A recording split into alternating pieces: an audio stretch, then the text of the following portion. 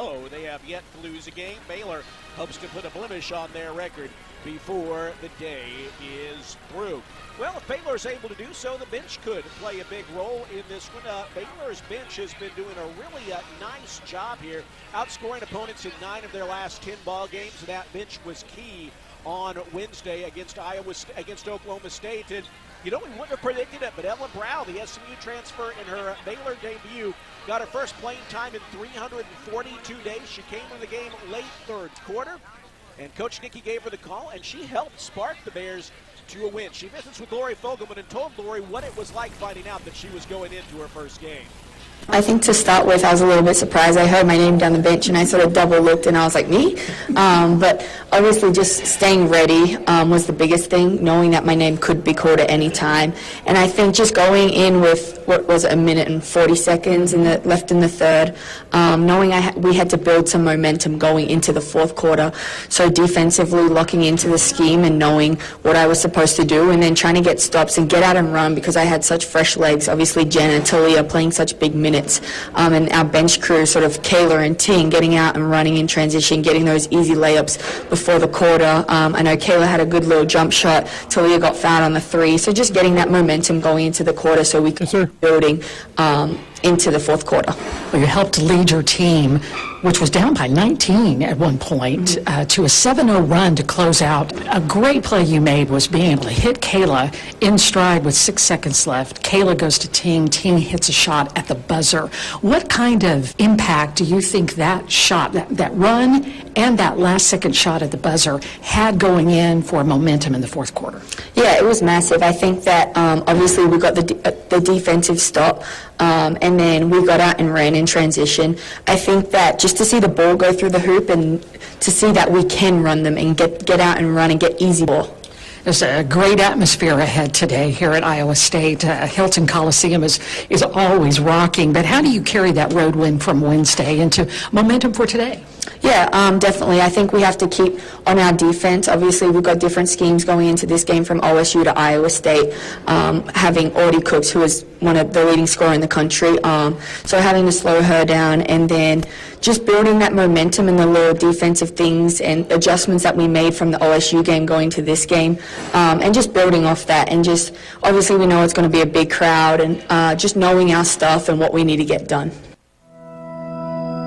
Bluebonnet Health Services has been caring for Central Texans since 2004. That was cool. Bluebonnet is locally owned and operated, which allows them the most interaction with patients each and every day, promoting compassionate care and integrity. They provide hands-on attention to their patients through a staff with years of experience. Bluebonnet Health Services provides home health care, supportive care, and hospice. Remember, it's your health, your choice. Ask your doctor for Bluebonnet Health Services. Planning a new or used vehicle purchase? Drive the lane with First Central Credit Union's easy online application. It's a winning season with First Central's full court press of quick local loan processing, your best rate, and flexible terms. Apply online. You'll score at www.firstcentralcu.com. We're your team. Membership and loan policy requirements apply. Member NCUA.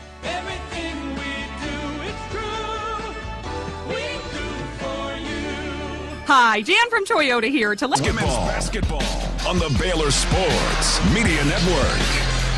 Back here at Hilton Coliseum, where we are just under 20 minutes away from tip-off here in this nationally televised top 25 matchups between Baylor and undefeated Iowa State. The Bears have headed back into the locker room. The Cyclones are on the floor right now. This is Conecuh Sausage Countdown to tip-off.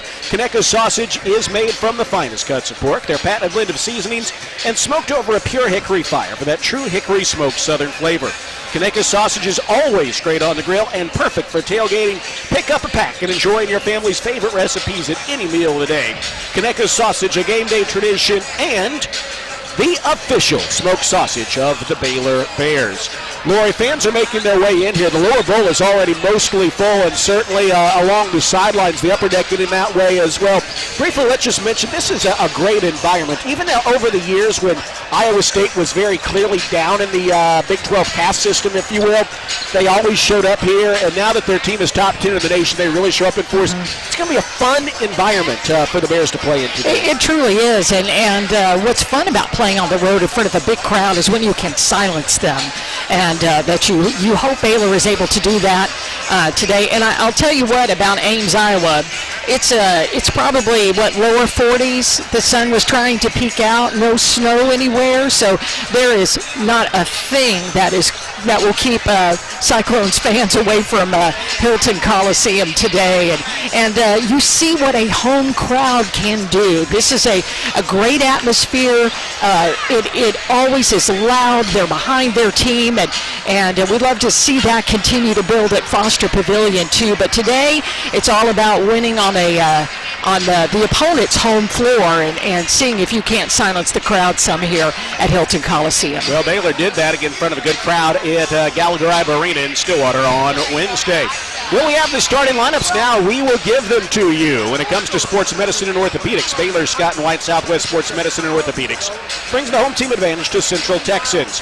First for the home team, Iowa State. They're wearing white uniforms, red letters and numerals, gold trim, 14-0 on the year, 2-0 in Big 12. Play one of the few undefeated teams left. In fact, just one of two remaining in the Big 12 after TCU and Arizona State both lost yesterday. The starting lineup as put together by Bill Finley in his 31st season as head coach of the Cyclones looks like this. The forward is Addie Brown, a junior, one of the most complete players in the conference. 14 points, 9 rebounds, 5.5 assists per game.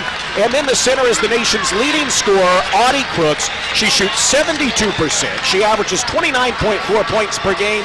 No one has been able to hardly slow her down, let alone stop her this season. And then the guards, Ariana Jackson, Jada Williams, and Mackenzie Hare. Mackenzie Hare, a dangerous three-point shooter, 50% beyond the arc this year for the junior guard. Jada Williams, a transfer from Arizona, played against Baylor last year in Baylor's overtime win in Tucson. And then Ariana Jackson, a veteran who's a tough defender, is the other guard. For the Bears today, ranked number 22 in the nation, 12-3 overall, 1-1 in Big 12 play with Talia Scott fully back in the lineup.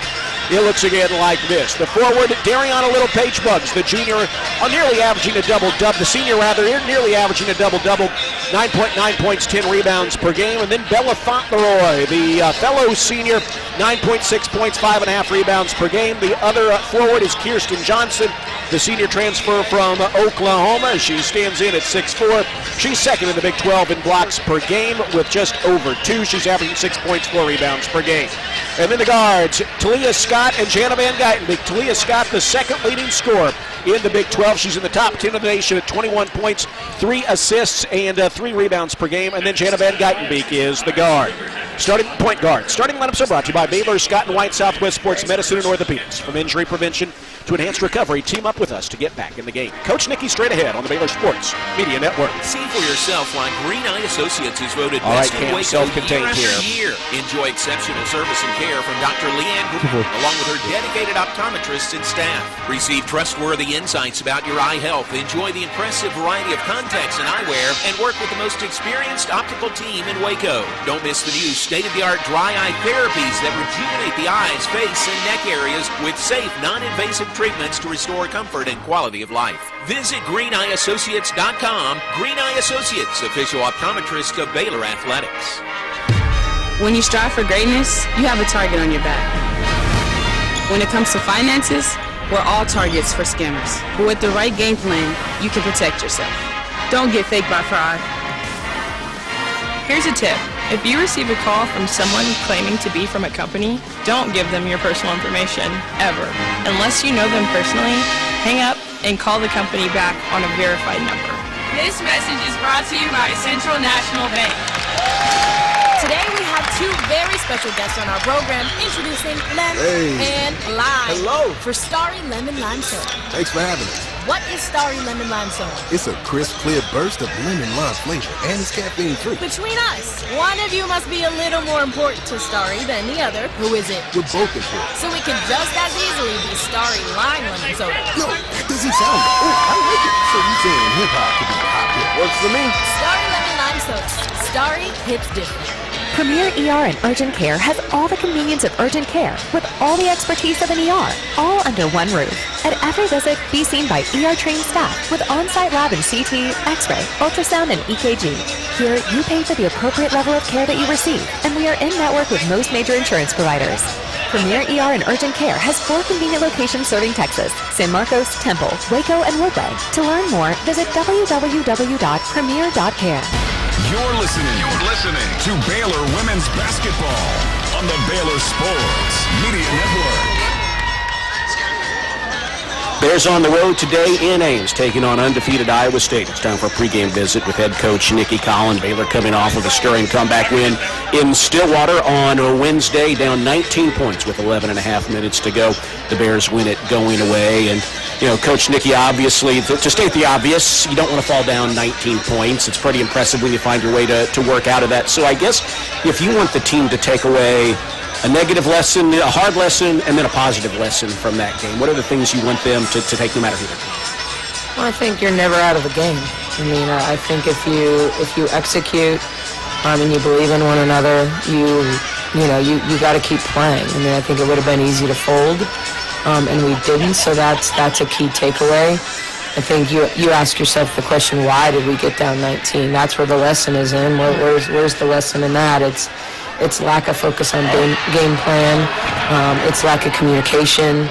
And then, when you think about the details, like we turned the ball over for the first 6 possessions of the third quarter, 3 illegal screens, 1 backdoor pass that we underthrew, and then you allow those mistakes to compound by not defending the way you're supposed to defend. We went into halftime with a little bit of a momentum swing, and it cut it to 4, and so, we have to come out of the locker room better, and, we have to not set illegal screens, and I think some of that is questionable, but certainly when the game's being called a certain way, you shouldn't get 3 in such a short period of time, and, it's 3 different people setting them, but, I think we have to be better in terms of executing the details. Before the season, I don't know that I would have predicted, hey, in a tight game on the road in the Big 12, you're going to be going to Nellens because she's playing well and gives you the chance to win, but that's what you were able to do on Wednesday in Stillwater. Is your confidence in her growing, and if so, what are the reasons? Yeah, I think, we knew coming into this year, a year ago when you have an Aaronette Vonleh, you know what you have. And down the stretch for us, she was All-American caliber, late season. It took her a while to figure things out with us, but, I think we're obviously very different. And we've kind of had this 3-headed monster with our 5s, with KJ and Kyla and Kayla, and they're all different. They have similarities. Kyla and KJ are more rim protectors, but play the game differently. KJ can shoot it. Kayla's not the rim protector. She's got to be better at playing position, using her strength, using her IQ, being a better helper, and being there early and walling up, because she isn't the rim protector in terms of shot blocker that the other 2 are.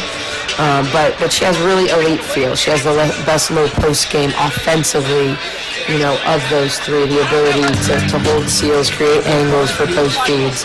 She's a good finisher with either hand. And then she has legitimate touch from 15 and all the way out to 3. And so it comes down to her confidence and commitment to show up every day and be consistent with her effort and her prep, to know her scouting report, to know her playbook, things like that, that allow her to separate and impact us, because the skill is there. It's just the commitment to doing stuff the right way every single day. It is Baylor and Iowa State today in Ames, visiting with Coach Nikki Collin.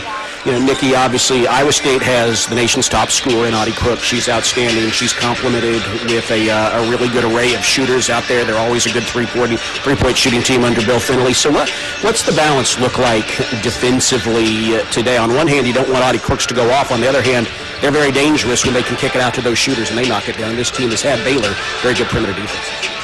Yeah, that's the scary part facing them right now. I mean, when you look at picking your poison, Crooks shoots 70% in the lane, and then she's hard to keep from deep position.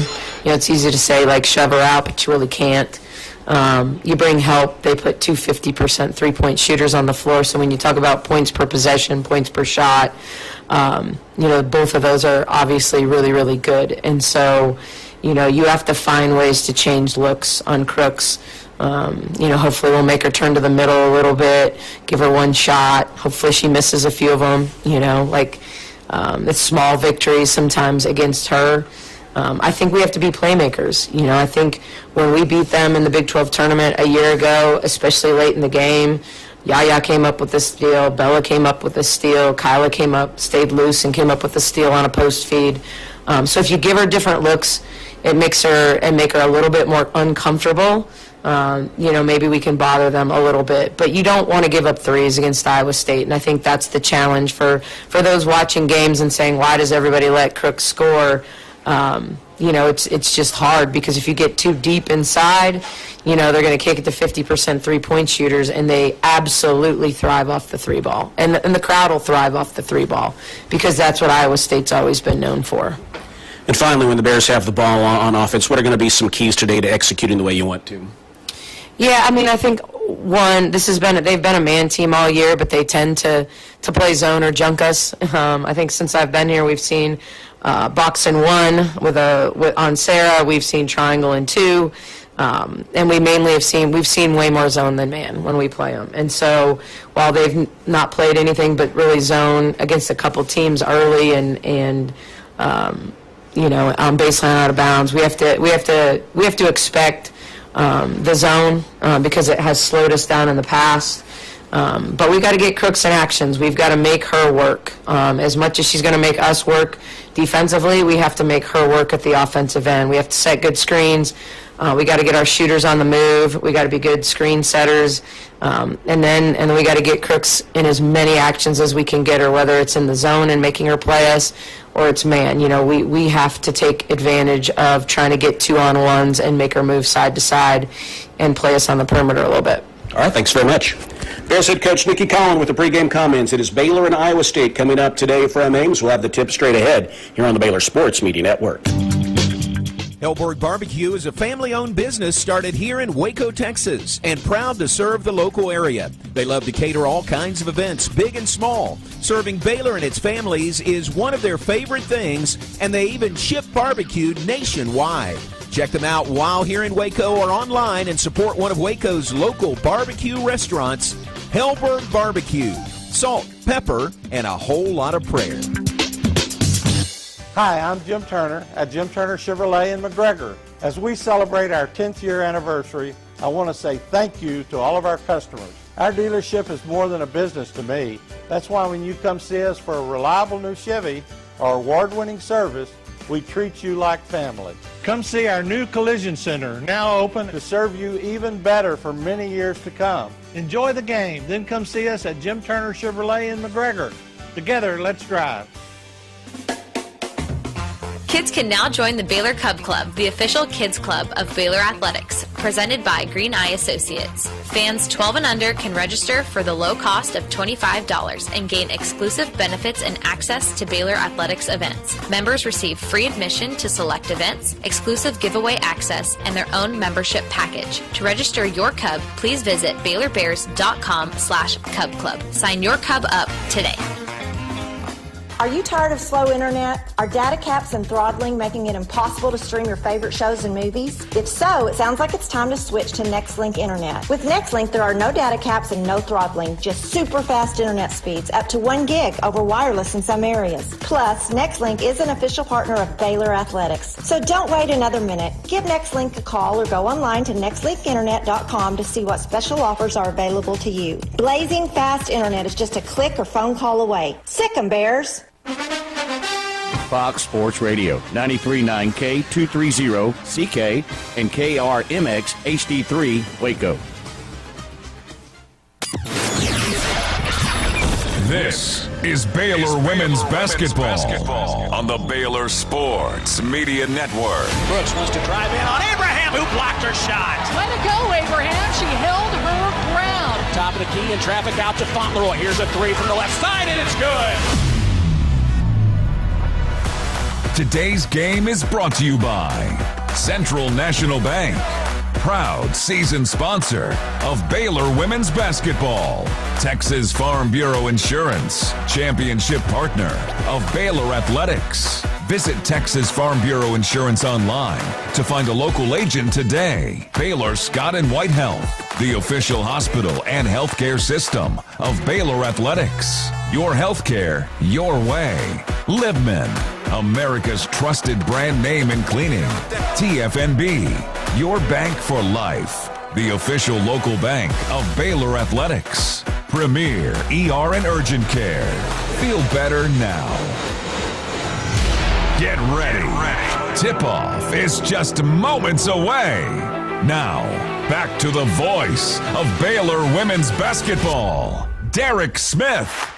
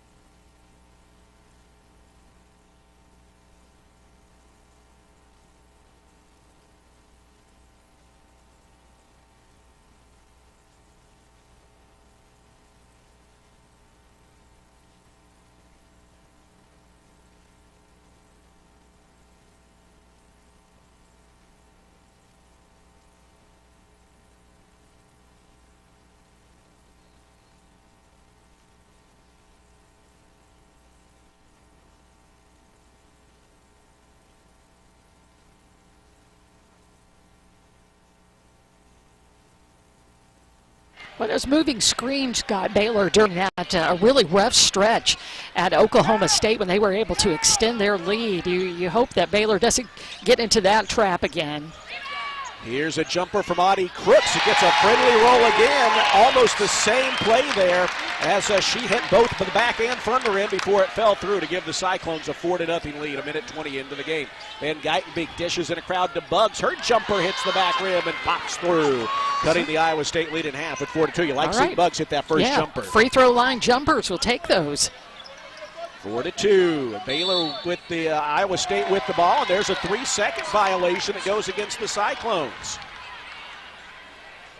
So that's a turnover, giving it back to the Bears. Let's see if they convert off of it. Again, it is Van Geitenbeek, Scott, Fauntleroy, Buggs, and KJ on the floor for the Bears. Jana Van Geitenbeek swings it to KJ, puts it on the floor, hands it off to Talia Scott. She's shooting early and often. This one online, but too strong. KJ had a hand on the rebound, but couldn't corral it. The ball loose on the floor now, and it is grabbed at midcourt by Scott. Bears did a good job keeping that alive. Now here's Fauntleroy in transition, missing a three. Rebound hits the floor, and this time it is grabbed by Kinsey Hare.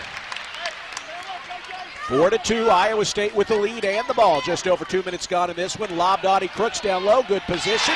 Backs in on KJ and lays it in. That's too deep for her. Yeah, that's way too deep. That's too easy. Not even anybody who is as tall and as a rim protector as KJ is going to be able to battle and keep Crooks from scoring. Here's Van Geitenbeek around the screen, popping a jumper and hitting it. Jana Van Geitenbeek has been on fire as of late. She has at least 7 assists in 7 of her last 8 games, and she is shooting nearly 50% from downtown over her last 10.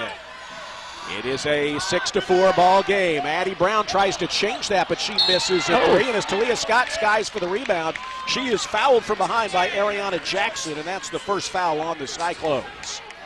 7:12 to play, first quarter. Baylor trails Iowa State 6-4, but has the ball. Bears 2 of 5 from the floor in the early going. Iowa State 3 of 5. Jana Van Geitenbeek is averaging for the Bears 7 points, 3 rebounds, and nearly 7 assists per game. 4th in the Big 12, top 12 in the nation in the assist category. 7 minutes to play first quarter. Here's a kick out to KJ. She's been good from 3, and she hits it to give the Bears their first lead of the day. Boy, I tell you what, KJ can nail that 3, and Baylor runs that play to her, especially early in games. Oh, they dish it down low to Audie Crooks, and she has a chance at a 3-point play. Coach Nicky wanted a push-off, but they got the ball to her down on the block and absorbing contact as she laid it in from KJ. Audie Crooks has a chance at a 3-point play. That's the first on KJ, the second on the Bears. Audie Crooks, a 69.5% free throw shooter, and she hits it here. She has all 9 of Iowa State's points. She'll get a breather as Elisa Williams, the LSU transfer, checks in for her. She'll move in and out. Her stamina has improved over the years, but they'll still give her regular spells on the bench to catch her breath. 9-7, Iowa State with the lead. The Bears with the basketball. 3.5 minutes gone. Here's KJ from the corner, airballing a 3. You don't see that from her very often. Elisa Williams with the rebound. It's Addie Brown, head faking a 3 at the top of the arc, harassed by Buggs. Hands it off to Jada Williams, but the ball is stolen by Bella Fauntleroy. She feeds it ahead to Buggs, who lays it in. Nice job there by Bella Fauntleroy to pick the pocket of her former Youth League ball teammate. Yeah, and Bella, too, ignited some runs for Baylor in their wins last year over Iowa State, and that was because of her defensive effort. She just took the ball away, gave it to Buggs on the run out. 6 minutes to go, tie game 9-all. Jada Williams tries to spin inside, has her shot blocked out of bounds by Buggs with 12 on the shot clock. And they're going to make a substitution here. It will be Lily Talele checking in. Baylor gets a hand on the ball, but they get it to Talele, whose layup spins in and out, and the score remains tied at 9. Fauntleroy hooks a pass into the corner as the Bears race to the other end.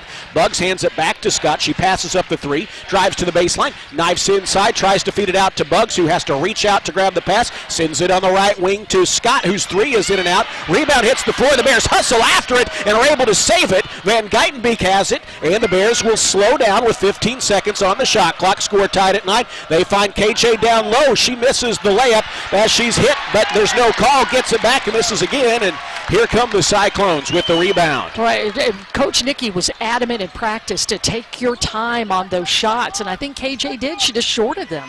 Jada Williams, not a great three-point shooter, but she hits one here from the left side. She's at 27% on the year, but she knocks that one down to give Iowa State the lead back at 12-9. Jana tries to answer, but it's in and out. Offensive rebound snagged by Dariana Littlepage. Buggs on the baseline, and the Bears will get another crack at it. We'll have a timeout on the next dead ball. Buggs at the free throw line takes the feed from Van Geitenbeek and knocks it down. 4 points for Dariana Littlepage. Buggs here will make that 6 points for Buggs and 3 assists for Jana Van Geitenbeek in the first quarter. Iowa State with the ball and a 1-point lead. Williams finds Ariana Jackson wide open for three at the top of the arc. That spits off of the rim. Fight for the rebound in a crowd, and a jump ball is called, bringing us to our first quarter media timeout. Well, it's been a spirited start in this one. Baylor trails Iowa State by 1, 12-11 the score. The Bears have the possession arrow. They'll have it when we come back. The 2025-26 women's basketball season is presented by Central National Bank, proudly serving Central Texans in Waco, Temple, and Austin. Bank different. Bank Central. Central National Bank. Bears trail by 1 at the halfway mark, just beyond the halfway mark of the first quarter on the Baylor Sports Media Network. Serving Texas since 2007. I'll take this start. Magnolia Realty is a full-service brokerage led by expert industry knowledge and a commitment to community. With kindness and integrity at the forefront, every agent is equipped to help you navigate the market and make the real estate journey your own. Whether buying Jackson or is selling, not a good. Williams is not a great three-point first shooter. Offer to contract and close. Magnolia Realty serves cities including Waco, Dallas, Fort Worth, Austin, San Antonio, Temple. Learn more at magnoliarealty.com. When you strive for greatness, you have a target on your back. When it comes to finances, we're all targets for What's that? She got her with the one right of game four. plan, you can protect Got her what she shoots. Yeah, you're right. Here's a tip. If you get a call saying they're going to lock you in jail for missing jury duty unless you pay a fine, that's fake. Scammers use scare tactics to force you to act without thinking. Just hang up the phone. This message is brought to you by Central National Bank. You're listening to Baylor Women's Basketball on the Baylor Sports Media Network. Tight game here in Ames. Baylor trails the 10th-ranked Cyclones by a score of 12-11. A top 25 matchup. Baylor number 22. The Cyclones number 10. And here early, Lori, Baylor has done a good job distributing the basketball. 4 assists on 5 field goals. Baylor's missed a couple in close, which was a problem against Oklahoma State, although the Bears eventually overcame that. Nonetheless, the Bears are doing a good job defensively, really, on everyone except Audie Crooks. Crooks has 9 of their 12 points.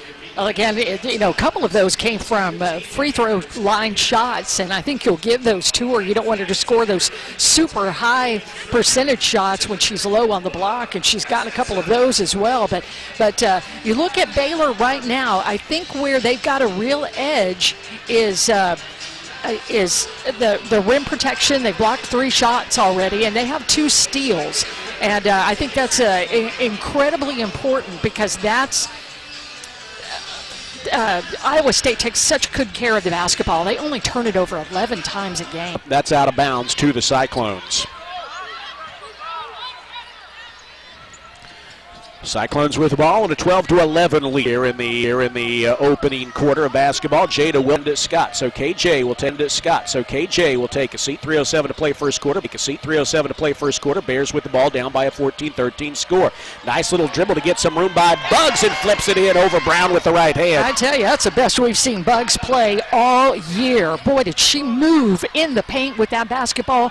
Went left, changed right, and just a nice shot. Her shot is blocked. Looked like a good setup, and then Van Geitenbeek knocks the ball away from Brown to steal it back. Drives inside, dishes down low to Bugs for the layup. Good stick-to-itiveness by Jana Van Geitenbeek. After her shot was blocked, she stuck behind Beatty and poked the ball away. Sydney Harrison as well for the Cyclones for the first time. There's a lob down low to Audie Crooks, and she is fouled. Free throws are coming. Coach Nicky doesn't love the call. Abraham just put her hand straight in the air, and Crooks leaned into her and absorbed the foul. Luckily for the Bears, it fell off the rim, and so she'll have to earn them both from the line. She's 1 of 1 today, 69.5% from the year. Coach Nicky is arguing her case with the officials right now as Crooks goes to the line, and her first free throw is good. Official today, by the way, Michael McConnell, Michael Murray, and Zach Brost. Tie game, 17-all, 2:08 to play first quarter. Second free throw, no good, and the rebound claimed by Fauntleroy. So Crooks hits 1 of 2. And here come the Bears. Jana Van Geitenbeek with 5 first-quarter assists. Crosses over, swings it to Bugs. She'll pop another mid-range. That one's off the front rim, no. And Crooks claims the rebound. Bugs hit her first 6 field goal attempts, but misses that one there. Here's Beatty back from a foot injury, picking up the dribble, kicking it out beyond the arc to Crooks. Now gets downhill, drives inside, nearly walks with it, forces up the arc to Crooks. Now gets downhill, drives inside, nearly walks with it, forces up a wild shot, and is bailed all out with a hip check foul on Talia Scott. Boy, it looked like she walked with it, came close to it, but no call there, and Talia Scott is charged with the foul. Her first, team's third, as Beatty goes to the free throw line. Coach Tony is really arguing his case, and the Cyclones fans are responding. My goodness, they are. First free throw is good by Beatty, and she has one more coming. But I think they being Coach Tony and Coach Nikki, have a point to make, and the officials are listening to them. Second free throw is good. Cyclones are up 19-17 as Jada Williams returns for Beatty. For the Bears on offense with 99 seconds to play in the first quarter, it is Van Geitenbeek, Scott, Fauntleroy, Buggs, and Abraham. For the Cyclones defensively, it is Williams, Hare, Harris, Brown, and Crooks. 19-17, Iowa State with the lead. Baylor with possession. Pass into the right corner for Talia Scott. Looks to drive, can't find any room. Unloads a long three, and that won't hit. Talia Scott 0 for her first 6 from the field here in the first quarter. You don't see that very often. I think she had a good look there because Kyla set a good screen up high that gave her a little bit of space. Just was a little bit short on that. Jada Williams drives inside, has her shot spiked emphatically out of bounds by Kyla Abraham. Kyla Abraham averaging nearly 2 blocks per game for the Bears. Got a hold of that one with some authority. Boy, did she ever. And that's something that Kyla Abraham can do. She and KJ both are really good from the backside, coming around and blocking. And, man, when Kyla can get a swat, she does it with an exclamation point. Well, Abraham came down hard. She is limping a bit. Kaylin Nelms will check in. Nelms is becoming a piece off the bench, nearly 5 points and over 3 rebounds per game. Both got it pretty bad. I think Williams is going to come out as well. Yeah, she is. So is Kyla Abraham. Beatty back in for the Cyclones, lobs it to Crooks, high post right side, gives it back to Beatty, who misses a jumper from the right elbow, and Buggs boards it for the Bears. Minute to go, first quarter. Baylor with the ball down 19-17. Nelm sets a screen for Scott, who angles to the middle of the floor, swings it to Buggs, who hands it to Bella Fauntleroy, looking to get downhill in the lane, can't clear a shot, pops a little jumper that's no good, and Brown claims the rebound. 42 seconds to go. Here come the Cyclones. It is Beatty firing it in the post. Mid-post to Audie Crooks, who leans inside beneath the defense and lays it in. Crooks has 14 first quarter points, 14 of their 21. The Cyclones are back up by 2 scores. 24 seconds to play first quarter, 4 seconds between the clocks. Here's Talia Scott high on the right side around the Buggs screen. Mid-range jumper is no good. Rebound hits the floor. Bella Fauntleroy grabs it, I beg your pardon, and now Baylor can play for the last shot. That is 4 offensive rebounds for the Bears here in the first quarter, leading to 2 second chance points. 5 seconds to play first quarter. Talia Scott angles left side of the floor. She's going to have to force one, gives it up to Buggs, and the Bears are unable to get a shot off as that pass was low, and Buggs couldn't handle it as the first quarter buzzer hit. Really just, I think Talia dribbled a little too long there and found trouble there. And the Bears find themselves down by 4 at the end of one, 21-17. Hey, Bears fans, this basketball season, make Pepsi your go-to game day drink because it's the only drink for basketball watching. Pepsi, that's what I like. Proud partner of Baylor Athletics. We head to the second quarter. Through 10 minutes, Baylor trails Iowa State 21-17 on the Baylor Sports Media Network. TFNB Your Bank for Life is the official local bank of Baylor Athletics. Find out why more Central Texas are making TFNB their bank for life. Sign up for our Edge checking and savings accounts to earn interest or cash back. With 5 convenient locations and an award-winning mobile app, banking has never been easier. TFNB Your Bank for Life. Member FDIC.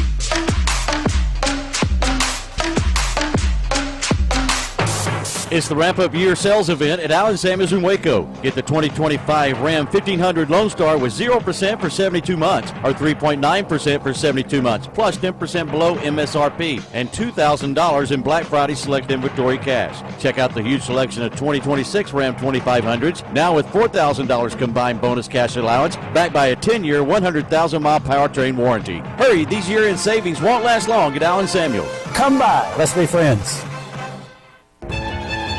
You're listening to Baylor Women's Basketball on the Baylor Sports Media Network.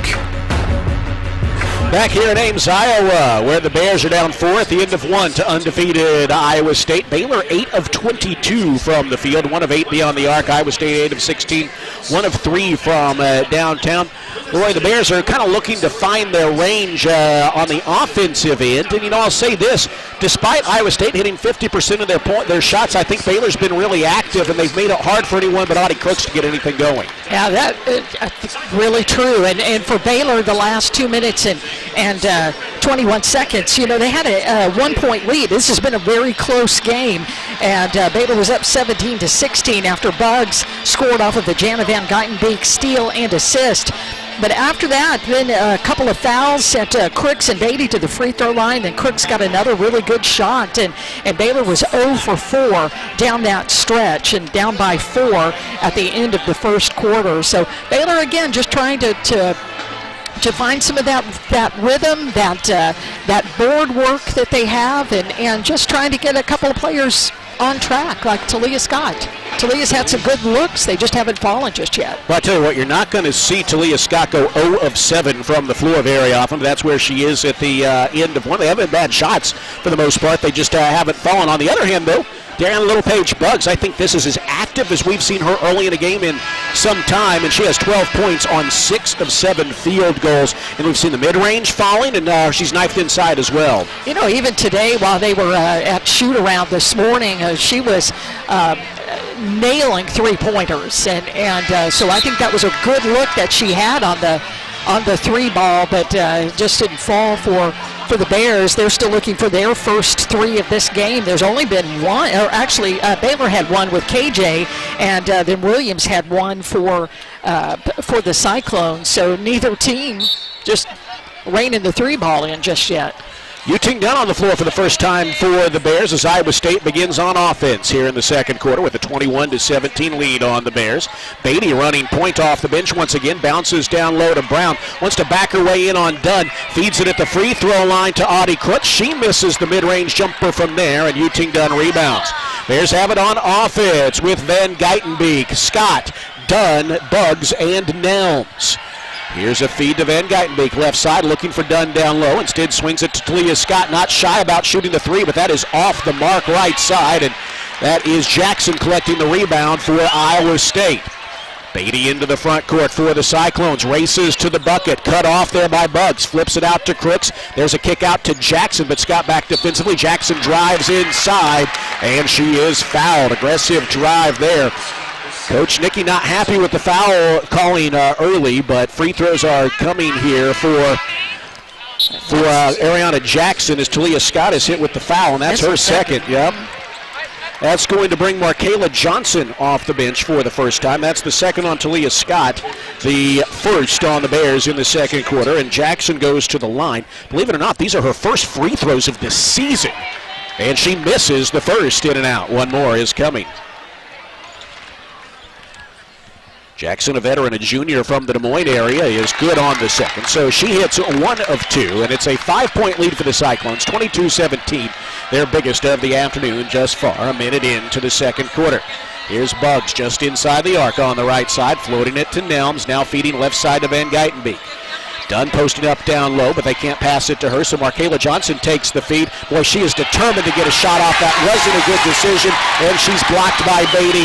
Coming back the other way with it is their point guard. Wants to drive inside on Johnson, circles beneath the basket, loops it outside, and Audie Crooks traveled with it after taking the feed. Goodness.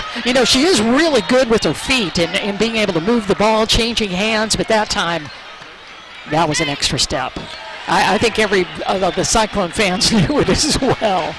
6 turnovers now by Iowa State. Yeah, here's what can Baylor with the ball. do with it? Dunn, step back 3 from the right corner, splashes home. That's what you can do with it. Takes the feed from Van Geitenbeek and cuts the Iowa State lead to 2, a minute 40 into the second quarter. Now Beatty back the other way, harassed by Buggs high on the right side. She's having trouble, has to hand it off to the dangerous three-point shooting Kinsey Hare around the screen, drives inside and dribbles it off her foot, out of bounds. Well, turnovers very much in Baylor's favor so far, Lori. That's the 7th turnover by the Cyclones. Baylor has turned it over just once, and they've outscored Iowa State off those miscues 9-2. It makes a difference. Again, Iowa State only turns the ball over 11 times, so they're almost where they are after 40 minutes of a game, and we're just 12 minutes into the game. They lead the nation in assist-to-turnover ratio. Dunn unloads a three again. She missed, but a moving screen would have negated it anyway, as that is a foul called. A moving screen. That's going to go against Kayla Nelms. It's her first, the team second. That's been a point of emphasis this year. Boy, and we've seen our share of It's that. kind of getting annoying, but you know what? If it's the right call, it's the right call. 2 minutes gone, second quarter. Baylor down by 2. Cyclones with possession. It is Crooks in the post, feeding it out to Jada Williams. Her three is good. Kick out three. She's knocked it down. She's just a 27% three-point shooter this season, but she is 2 of 2 today. Williams with 8 points for the Cyclones. Here is Dunn with a floater in the lane, drawing a foul, and she'll go to the free throw line. Evangelica Polk just checked in for Iowa State. She immediately picks up a foul, the junior in her first year with the program. That is Polk's first and the team's first. She exits quickly as Elisa Williams and Ariana Jackson check back in. Sydney Harrison as well. For the Bears, Bella Fauntleroy is in for Dariana Littlepage Bugs. Bears down 25-20, 7:31 to play. Yuting Dunn to the free throw line where she is a 59% shooter on this season. First shot is good. Baylor is led by Dariana Littlepage Bugs with 12 points. Rebounds, Bugs has 4 assists. Jana Van Geitenbeek already with 6, just 12 and a half minutes into the game. Kyla Abraham will check in at the next opportunity, and Dunn gives her that by hitting both free throws to make it a 3-point game at 25-22.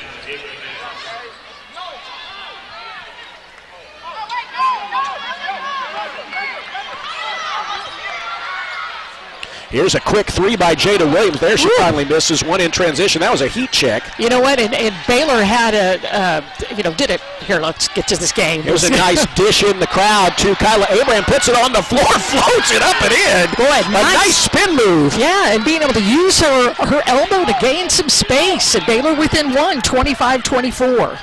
Here's Kinsey Hare with it at the other end. The three-point shooter loses the ball. Jana Van Geitenbeek touched it last. Oh, it was close. Good hustle there. Tell you what, Lori, Baylor has made some hustle plays. Sometimes what's the problem here? What am I missing, Lori? What am I missing?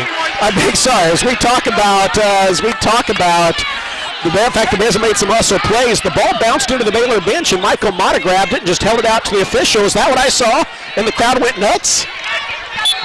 I do not know what I just saw. I was watching Coach Nikki. I think she's having some fun with the fans. Here's Jada Williams losing the ball on a step back. Ariana Jackson chases it down after they play it in. They're going to feed it down low in the post and then bounce it back out to Jada Williams. Hooks it in the corner. Jackson for three, and she hits. Ariana Jackson, a 50% three-point shooter this year, and she pushes the lead back to 4 at 28-24. Well, you know Jackson's got to shoot a three because 50 of her 55 shots have come beyond the arc. Van Geitenbeek misses from inside the lane, and here come the Cyclones once again. A chance to push it to 6. Crooks hands it off at the top of the arc to Jada Williams. Williams dribbling, bounces down low, trying to hit Crooks, and Fauntleroy just caught in front of it and intercepted the bounce pass. Bella Fauntleroy drives inside and is called for the offensive foul. Well, she's normally the one absorbing the charge, but that time they say Crooks got her feet down. Well, that time Bella just put her shoulder down, and I think at the second that happened, that was going to turn into a turnover for Baylor, down by 4, 28-24. Cyclones with possession. Both teams have scored 7 points here in the quarter. Williams misses a three, but there's a hustle rebound by Ariana Jackson. Williams at the free throw line, bounces down low to Crooks, and a foul is called on Abraham. She put her hands straight in the air, but they said she came down on her. Coach Nikki arguing again, and the crowd going crazy again, but Abraham called for a foul. Her first, team's fourth, and Audie Crooks will go to the free throw line where she's 2 of 3 on the game. Kirsten Johnson will check in for the Bears in place of Kyla Abraham. Kyla with 2 fouls, and Talia Scott with a couple of fouls. So Baylor just trying to play some percentages to halftime. 5:58 to play, second quarter. Baylor is down by 5 as Audie Crooks hits the first free throw. She's got one more coming. Coach Nicky continuing to plead her case as Crooks hits them both, and the Cyclones lead by 6. That's their biggest lead of the afternoon. 30-24 is the score.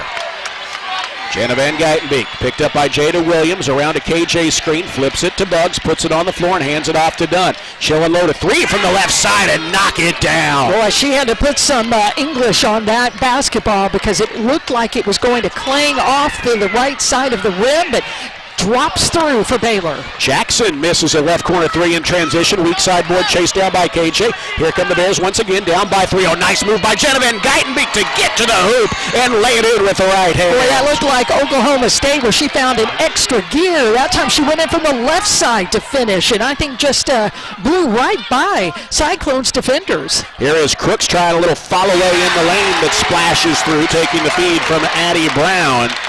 Crooks with 18 points on 7 of 8 shooting. She's the nation's leading scorer and looks like it. Now Bugs on the drive is fouled on her way to the bucket. That is going to go against Addie Brown, and that's her first, the team's second. Brown, a very complete player. Called for the foul here as Reagan Beatty checks in for Brown. Brown today with 2 assists and a rebound early. Inbounds to Bella Fauntleroy. Flips it back to Van Geitenbeek. Bears are down by 3, 32-29, halfway through the second quarter.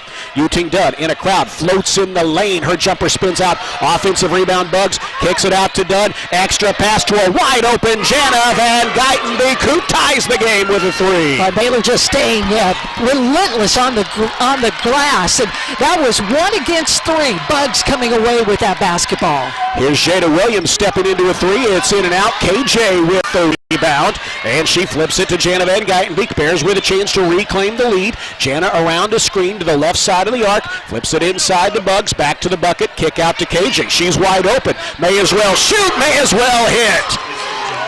Baylor is in now 5 of 13 from beyond the arc. They hit 3s on back-to-back possessions, and a quick 6-0 run puts Baylor in front by 3.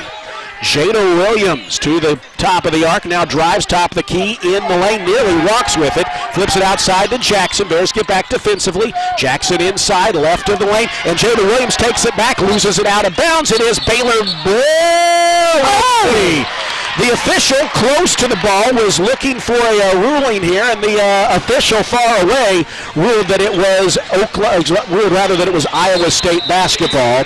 It's going to stay with the Cyclones here, and that brings us to our second quarter media timeout. Want to say hello to all of you watching on the next link, Courtside Cam. Appreciate you being with us. You can see just how close we are to the fans here at Hilton Coliseum. Another good crowd here. It's a great environment, a good game. So far, Courtside Cam brought to you by Nextlink, reliable high-speed internet for your home or business. Baylor 35, Iowa State 32, 3:54 to play first half here on the Baylor Sports Media Network.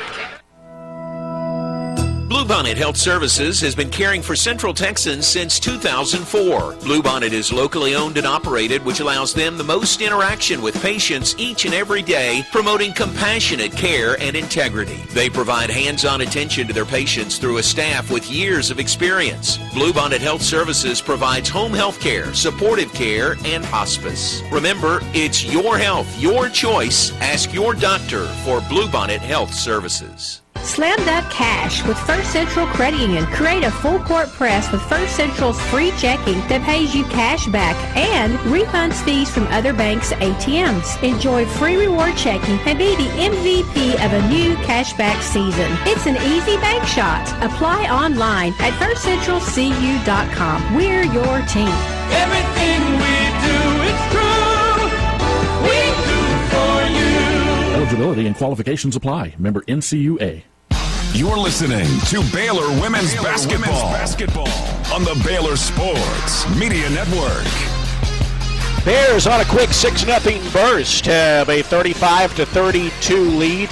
You know, Iowa State is number 10 in the nation and undefeated. Baylor number 22, but I think you'll look These games have been very close over the years. A lot of good contests between these two teams, and already this game has seen 7 lead changes and then 3 ties, and we're only 16 minutes in. It's been back and forth, and right now it's Baylor in front. It's really the kind of game that you should see, the between Baylor and Iowa State, ranked opponents. Baylor number 22, Iowa State at the top 10 at number 10, and Baylor took the lead thanks to a couple of 3-pointers, one from Jana Van Geitenbeek and one from KJ, and they were assisted by Dariana Littlepage Buggs on both of those. So Buggs was the big scorer earlier in the, especially in the first quarter, but that time, as the second quarter starts to roll down, she was all about assisting her teammates as they were executing really well and moving the basketball along the perimeter to bust a couple of players out wide who knocked down those threes. Iowa State leads the nation in assist-to-turnover ratio, 2.1 assists to every turnover, but today it's just about even. The Cyclones with 9 assists and 8 turnovers, leading to 9 Baylor points. So you really like that ratio. It's a small thing. It's not a small thing, but it's one of those things that can kind of go unnoticed during the game if you're not hawking the stats a little bit. But what you have here is Baylor's just bit by bit taking away something the Cyclones do well. And you're going to have to do a lot of that to beat them. This is a team that hasn't lost a game all year. They don't lose at home very often. But it's a good sign so far through the first 16 minutes. Yeah, Baylor's already gotten off 32 shots to 24. Oh, and then Bella gets a foul call. Gets a charge. Bella absorbs the charge there, and that's going to give it back to the Bears. So a good way to return to the game after the timeout. That is Regan Beatty, Reese Beatty, I beg your pardon, with the foul, her first. Yeah, and the team's that's third. right. And it wasn't Crooks deep in there. Beatty was actually deep. Here's Van Geitenbeek with it high on the right side. They're going to swing it around the perimeter, hand it off to Yuting Dunn, looking to get downhill. Steps back, pops a jumper. Oh, it was in and out. That just had a little English on it, and it popped out. Fight for the rebound. That is Buggs and Audie Crooks, and it is a jump ball call. It's going to stay with the Bears as Addie Brown and Kinsey Hare return. Boy, by the way, good to see Baylor Athletic Director Doug McNamee and his family here cheering on the Bears today in Ames. They've had a busy weekend, but great to have their support here in unfriendly territory in Ames. Baylor with the ball. They play it in. Possession arrow goes back Iowa State's way. Van Geitenbeek with 7 on the shot clock, has it high on the right side. She's going to have to do something with it. 3 to shoot, 2 to shoot. Puts it on the floor, puts up a tough runner, and it's an air ball, and Brown grabs the board. That's a shot clock violation. Good defense in the interior there by Iowa State. She just didn't really have anyone to go to with it and was forced to try a challenging shot there. 6-0 run by the Bears, though, over the last 95 seconds. Here is Addie Brown with it high on the right side. Lobs it in low to Audie Crooks. Good position, and that's almost automatic. It is here. She has 20 first half points. That is 20 of their 34 points. Under 3 minutes to play in the opening half. Here's Buggs flipping it out to Bella Fauntleroy. Drives to the left baseline beneath the bucket. Cut off in a double team. Barely able to unload it to Buggs. Out to Van Geitenbeek. Her 3 is too strong. Weak side board to Audie Crooks. Iowa State with the ball. Baylor with a 1-point edge. Jada Williams has tried a number of threes here in the early going. She's 3 of 8 from the floor. Jada Williams with the dribble, tries a jumper from the key and misses. Rebound is touched by Buggs, and she couldn't grab it. It's out of bounds. I think she had some confusion about whether or not a Bear got a hand on it and waited a little too long to make a decision and touched it on the sideline. So that'll give Iowa State another crack at it. 2:23 to play opening half. Jada Williams plays it into Addie Brown. Yuting Dunn pokes the ball away, and boy, nearly was fouled by Brown. They didn't call it. It's going to stay with the Cyclones. But again, we're seeing the Bears make some hustle plays. That doesn't result in a turnover or a foul, but it's a little something. It's something by Yuting Dunn. That's right. If you are not sure with the basketball, especially throwing it back towards Baylor's basket, if Dunn gets that one, she can go in and get an easy play. Jada Williams bounces to a cutting Addie Brown. Kick out to Williams. She's wide open for 3, but left it short. Offensive board by Brown. Jackson kick out, and her 3 does not miss. Yeah, that's the one you don't want to have. When you get one of those players that shoots one, it hits off the front of the glass. Brown pulls it down and finds Jackson, who again just a great majority of her shots are from the 3 area. Cyclones by 2, 1:52 to play opening half. Van Geitenbeek bodied from behind by Kinsey Hare, who was basically trying to ride her basically all the way to the top of the key.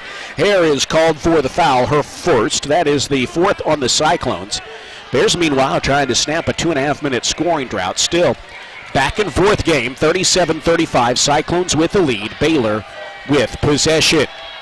And down to Van Geitenbeek. The clock moving. 1:49 to 49 to play. Step back 3 by Dunn. It floats and hits the front of the rim. Nice strong arm rebound there by KJ. KJ will try a mid-range jumper that's off the front of the rim. Dariana Littlepage Bugs had a hand on the rebound. Was bodied by Crooks. There was no call. Here come the Cyclones. Jada Williams into the front court. Flips it to Brown. Brown dancing on the arc. Flings it left corner to Jada Williams, who drives into the paint. Nearly walks with it. No whistle. Gives it off to Audie Crooks, who flips it in. 1:18 to go. There are a couple of calls that seem missed on that possession that result in 2 points for the Cyclones. Jana Van Geitenbeek kicks it out to Bella Fauntleroy. Looking to the interior, instead goes up top to Bugs. On the dribble, gives it off to Yuting Dunn. Drives inside, loses the defender, and hits a turnaround jumper from just inside the free throw line. Dunn has been big here in this second quarter. She's in double digits with 10 points. All 10 of them here in the second. Under a minute to go. Cyclones with the ball and a 2-point lead. Open 3 by Williams. She misses. I don't want this to be famous last words, Lori, but as Williams misses another 3, I can live with her taking even open 3s much of the game. Here's Shanna Van Geitenbeek driving inside. Oh, nearly got the opportunity of 3-point play. Instead, she will have to earn the free throws, earn the points from the free throw line as she'll shoot a pair. You know, right now, you look at this, Crooks has 9 field goal attempts. Jada Williams has 11. I can live with her having the most field goal attempts on the team.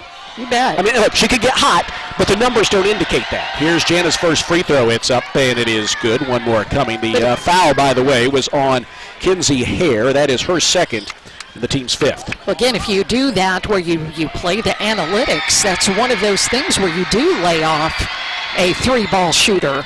Jana hits them both. We've got a tie ball game. 37 seconds to play first half. 9 between the clocks. Jada Williams looks for Crooks inside. She passes it back out to Williams. She didn't shoot it that time. She didn't shoot it there, yep.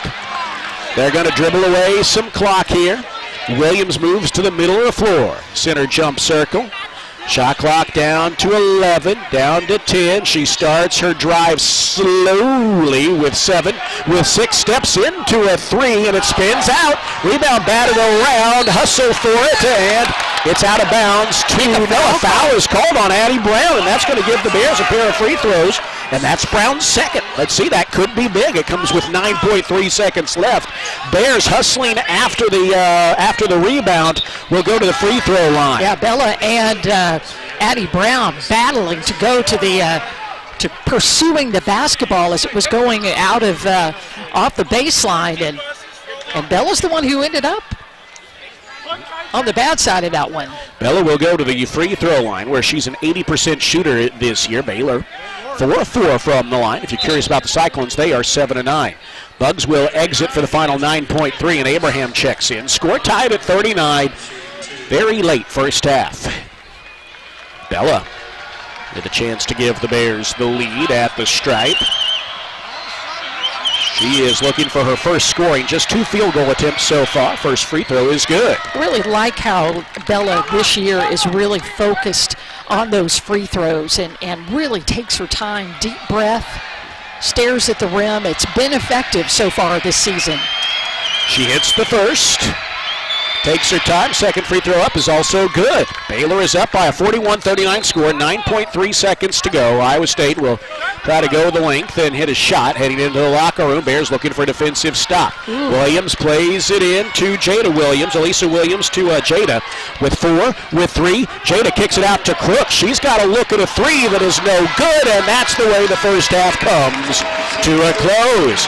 How about that? The Bears close the second quarter on a 6-0 run and head into the locker room with a 41-39 lead. Lori, still a long, long way to go in this one, but the Bears are showing some fortitude. They're sticking in after the Cyclones opened up a 30-24 lead. The Bears outscored them 17-9 the rest of the way. You know, I think it's because the first quarter it was Dariana Little Page Bugs just having her way with the Cyclone. She finished the first half on 6 of 7 shooting with 12 points and 6 rebounds. And then on the other side in the second quarter, Yuting Dunn got a chance to get in the game, and she immediately made an impact with a couple of threes and another bucket, and perfect from the free throw line. She has 10 points and also an assist, and then a really well-managed game from Jana Van Geitenbeek, who has 6 assists. And you know what, you would think that with 6 rebounds, Dariana Little Page Bugs would be the leader, but no, it's KJ with 7. So KJ getting on the boards, pursuing the basketball and hanging on to it more than anything else. Bears by 2 at intermission, 41-39. Fans, the 2025-26 Women's basketball season is presented by Central National Bank, proudly serving Central Texans in Waco. Temple and Austin, Bank different. Bank Central. Central National Bank. Nissan halftime report straight ahead. We'll have stats, scores, and get you ready for the third quarter. Baylor 41, Iowa State 39-8. On the Baylor Sports Media Network. Want to be the energy our Bears need?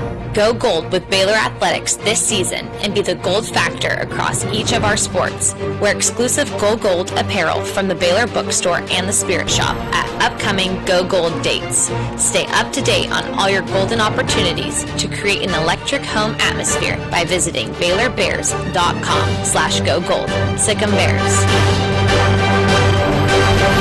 CY Green Eye Associates is voted best in Waco year after year. Enjoy exceptional and care from Dr. Hey, what's the score right now for Baylor in Iowa? Trustworthy insights on your eye health. Enjoy the impressive variety of contacts and eyewear, and work with the most experienced optical team in Waco. Don't miss the new state-of-the-art dry eye therapies that rejuvenate the eyes and face with safe, non-invasive treatments to restore comfort and quality of life. Green Eye Associates, official optometrist of Baylor Athletics. Hi, Jan from Toyota here to let you know that Toyotathon is on. And what better way to get in the spirit of the season than with a new Toyota, like RAV4, Grand Highlander, and Corolla Cross. But to really get in the spirit, let's sing about it. So without further ado, driving through the snow in a new RAV4, hooray! To the slopes we go in a Highlander for a ski day.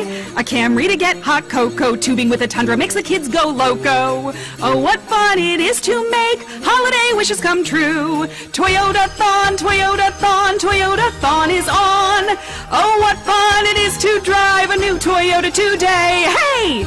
During Toyotathon, qualified buyers can get 2.99% APR financing for 72 months on a rugged new 2026 Tundra. Offer available in select states only. Toyota, let's go places. Dealer inventory may vary. Toyotathon ends January 5th. See your participating dealer for details. You're listening to live coverage of Baylor women's basketball. Now, it's time for the Nissan Halftime Show. Brought to you by Central National Bank, proud season sponsor of Baylor women's basketball. Texas Farm Bureau Insurance, championship partner of Baylor Athletics. Visit Texas Farm Bureau Insurance online to find a local agent today. Nissan, innovation that excites. Libman, America's trusted brand name in cleaning. Premier ER and Urgent Care.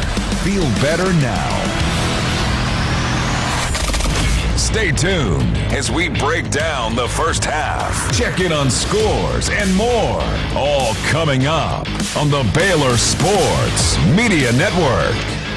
We've got a good one here in Ames as we welcome you into the Nissan Halftime Report, brought to you by Nissan, innovation that excites. The Bears close the first half on a 6-0 run and lead at intermission by 2, 41-39. Alongside Lori Fogelman, I'm Derek Smith. Cameron Savoy, our producer, back in Waco. Appreciate his work as always. Let's take a look at first half stats now. And Lori, by the way, I think here's one stat that kind of tells you what the game has been like. The Cyclones have led by as many as 6 once. Baylor has led by as many as 3 twice. You look here, this game has seen 4 ties and 9 lead changes. And it's been back and forth. It's been a good one here, and I think that tells the story of two evenly matched teams even here in this tough road environment. Yeah, even the largest runs. Baylor had a 6-0 run, and Iowa State had a 7-0 run. So both of them matching each other as far as runs go, and then just trading baskets sometimes. And, so it's the kind of game that you're looking for. And you know what? That shot out here, we've got some granny basketball playing, and a granny basketball player, granny basketball style shot it. When you do that, you get a 3-pointer. Hey. And she just drained She that knocked one. it down. Well, I think we could say she stuck that like sorghum. There we go, right? There we go. 41-39. The Bears lead at halftime. Let's take a look at first half. The stats: Iowa State out shooting Baylor 44 to 41%, but Baylor beyond the arc a little bit better, 5 of 15, therefore a 14. Baylor perfect at the free throw line in the first half, 6 of 6. Cyclones were 7 of 9. Here's a number that bears noting. Iowa State has 12 assists and 9 turnovers. They lead the nation in assist-to-turnover ratio, but Baylor has really shrunk the margin on that today, forcing 9 Iowa State turnovers and scoring 9 points off of them. Now, the counterpoint is the Bears have turned it over only 4 times, but the Cyclones have converted those into 9 points. Cyclones with the edge on the boards, 21-19. Baylor with the edge on the offensive glass, though, is 7-6. Iowa State with 12 assists on 14 made field goals. The Bears with 10 on 15. Well, the nation's leading scorer, Audie Crooks, averages just shy of 30 points per game, and she's well on her way there. 22 first half points. She has 9 of 11 from the field. She has scored, obviously, more than the rest of the team combined. 8 points for Jada Williams, but she's taken 12 field goal attempts, 7 for Ariana Jackson. And so that means, if you do the math, there's only 2 points remaining for the remaining 8 players, and those were scored by Reagan Beatty at the free throw line. Balance for the Bears, 2 in double figures. Dariana Little-Page-Bugs got off to a hot start in the first quarter. She's got 12 points, 6 rebounds on 6 of 7 shooting. Yu-Ting Dunn got it done in the second quarter, 10 points on 3 of 6. After that, Jenna Van Guyton, 9 points, 6 assists, and 2 rebounds for the Bears. 6 points for Kirsten Johnson to go along with a game-high 7 rebounds. After that, for the Bears, 2 points apiece for Kyla Abraham and Bella Fauntleroy. Baylor did all this not getting a single first-half point from Talia Scott, who sat most of the second quarter after picking up her second foul. She is 0 of 8 from the field, but hey, her teammates have her back. That means the rest of the team is 15 of 29. Kaylin Elms and Markayla Johnson played and did not score in the first half. It all adds up to a 41-39 Baylor lead at halftime. This is the Nissan Halftime Report. Nissan, innovation that excites. We'll take a timeout. When we return, Roy will take a look at other scores on a busy Big 12 weekend. We're back after this innings. Bears by 2 at half on the Baylor Sports Media Network. Want to be the energy our Bears need? Go gold with Baylor Athletics this season and be the gold factor across each of our sports. Wear exclusive Go Gold apparel from the Baylor Bookstore and the Spirit Shop at upcoming Go Gold dates. Stay up to date on all your golden opportunities to create an electric home atmosphere by visiting BaylorBears.com/GoGold. Sic 'em Bears. Hi, I'm Jim Turner at Jim Turner Chevrolet in McGregor. As we celebrate our 10th year anniversary, I want to say thank you to all of our customers. Our dealership is more than a business to me. That's why when you come see us for a reliable new Chevy or award-winning service, we treat you like family. Come see our new collision center, now open to serve you even better for many years to come. Enjoy the game, then come see us at Jim Turner Chevrolet in McGregor. Together, let's drive. Hellberg Barbecue is a family-owned business started here in Waco, Texas, and proud to serve the local area. They love to cater all kinds of events, big and small. Serving Baylor and its families is one of their favorite things, and they even ship barbecue nationwide. Check them out while here in Waco or online and support one of Waco's local barbecue restaurants, Hellberg Barbecue. Salt, pepper, and a whole lot of prayer. Proudly serving Texas since 2007, Magnolia Realty is a full-service brokerage and a trusted neighbor, bridging expert industry knowledge with integrity and kindness. Known for their award-winning agents, Magnolia Realty understands the dynamics of making the real estate journey your own and the importance of trust from contract to close. You can find their local agents here in Waco and across the state, including in Dallas, Fort Worth, Austin, San Antonio, and Temple. To get connected and learn more, visit magnoliarealty.com. Here's to home. You're listening to Baylor Women's Basketball on the Baylor Sports Media Network. Back here at historic Hilton Coliseum in Ames, Iowa, Baylor with a 2-point lead over number 10 Iowa State. It's the Bears 41 and the Cyclones 39. Quickly, let's take a look at scores around the Big 12 Conference. Two other games that are coming down to the wire. 32 seconds left to go in Ames, Iowa, and West Virginia and Kansas State are knotted up at 56 each. And in Orlando, Kansas looks like it's about to get a win over UCF. The Jayhawks lead 79-61 with 1.5 minutes left to go in that one. And we'll keep our eye on that West Virginia-Kansas State game. In fact, West Virginia has taken the lead by 2, 58-56 with 19 seconds left to go. Kansas State taking a timeout on their home floor. Scores from yesterday. First of all, a big upset in the top 10 as Utah defeats number 8 and previously undefeated TCU 87-77 in overtime. The Utes scored 20 points in the extra period. Lanny White led Utah with 25 points. Olivia Miles had 31 for TCU. Number 21, Texas Tech took care of Arizona in Lubbock 80-49. Danae Fritz led the Lady Raiders with 16 points. Oklahoma State rebounded from a Baylor loss to beat Houston 83-52. Jaden Wooten had 21 points in that game to pace the Cowgirls. And BYU handed Arizona State its first loss, 71-62 in Provo. Delaney Gibb had 18 points for the Cougars. And again, West Virginia up by 2 over Kansas State with 19 seconds left. We'll take this break and we'll come back and see how that one ends up with Kansas State with the basketball down by 2 to the Mountaineers. Again, here at the half, Baylor 41, Iowa State 39. You're listening to Baylor Women's Basketball on the Baylor Sports Media Network. Today we have two very special guests on our program, introducing Lem and Lime. So West Virginia is at 5. Starry Lemon Wow, Lime okay. Soda. Thanks for having us. What is Starry Lemon Lime Soda? It's a crisp, clear burst of lemon lime flavor, and it's caffeine-free. Between us, one of you must be a little more important to Starry than the other. Who is it? We're both important. So it could just as easily be Starry Lime Lemon Soda. No, that doesn't sound right. Oh, I like it. So you saying hip-hop could be hop-hip? Works for me. Starry Lemon Lime Soda. Starry hits different. Bluebonnet Health Services has been caring for Central Texans since 2004. Bluebonnet is locally owned and operated, which allows them the most interaction with patients each and every day, promoting compassionate care and integrity. They provide hands-on attention to their patients through a staff with years of experience. Bluebonnet Health Services provides home health care, supportive care, and hospice. Remember, it sounds like it's time to switch to NextLink Internet. With NextLink, there are no data caps and no throttling, just super fast internet speeds, up to 1 gig over wireless in some areas. Plus, NextLink is an official partner of Baylor Athletics. So don't wait another minute. Give NextLink a call or go online to nextlinkinternet.com to see what special offers are available to you. Blazing fast internet is just a click or phone call away. Sick 'em, Bears!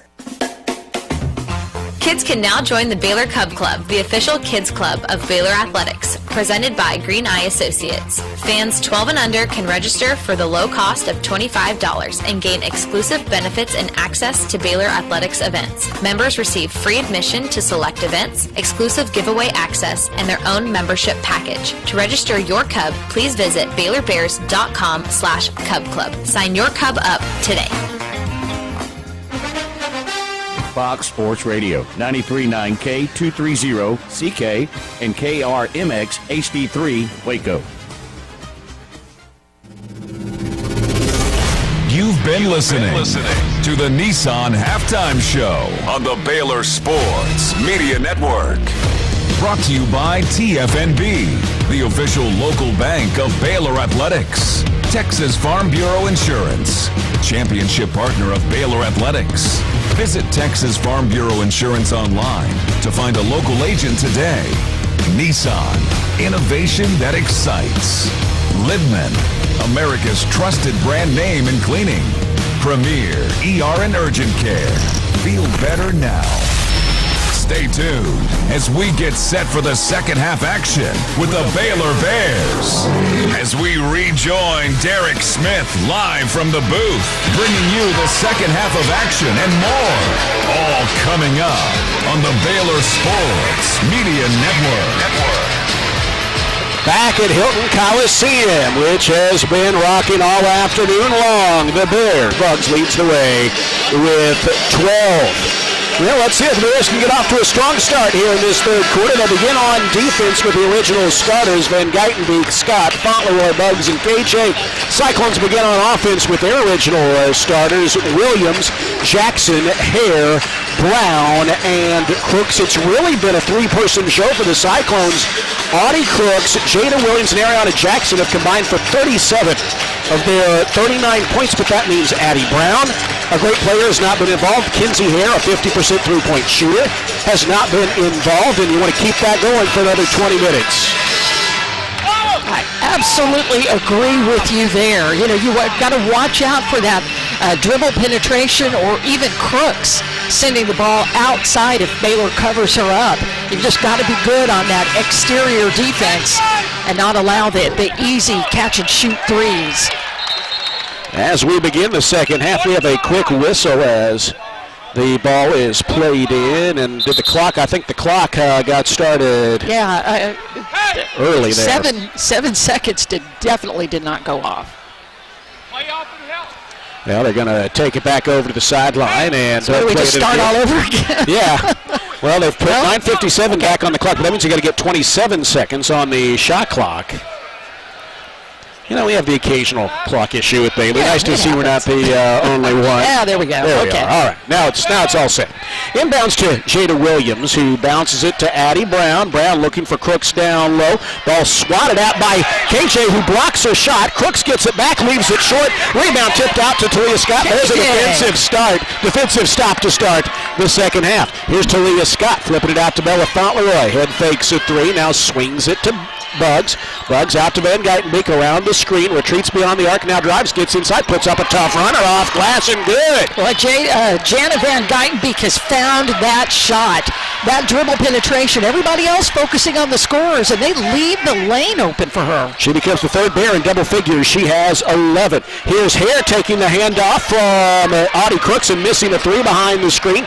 Bears with the ball and a chance to push the lead. It's 43-39 Bears. Van Geitenbeek kicks it to Bugs. Bugs with the left-hand dribble, flips it to Talia Scott. Still scoreless, but you know that won't last forever. She tries a mid-range, and it does not last forever. Yeah, it doesn't. Right there at the elbow, and that was a comfortable catch and shoot for Talia Scott, making her first basket after going 0 for 8 in the first half. Here's Addie Brown with it. Baylor up 45-39. She feeds it down low to Crooks. Crooks misses the shot in close, got a rebound, throws it off the bottom of the rim. Bugs claims the rebound. Audie Crooks arguing. There was hardly any contact, but she thought she was fouled. Here is Talia Scott, right wing, popping a jumper, no good, and Ariana Jackson has the rebound. That was maybe a jumper you could have got a little bit later in the shot clock. Talia Scott is now 1 of 10 from the field. Here's Jada Williams, right elbow. Bears are going to let her shoot, but she opts not to. There's a handoff to Addie Brown, wants to get downhill. Fauntleroy stays with her defensively. Now Jada Williams wide open. She will hit the three and cut the Baylor lead in half. 45-42. Jada Williams has taken the second most field goal attempts on the team. She is 4 of 13. That's today. That's a today stat, not overall. 2 minutes gone, second half. Here's Bella Fauntleroy with the ball. Baylor up by 3.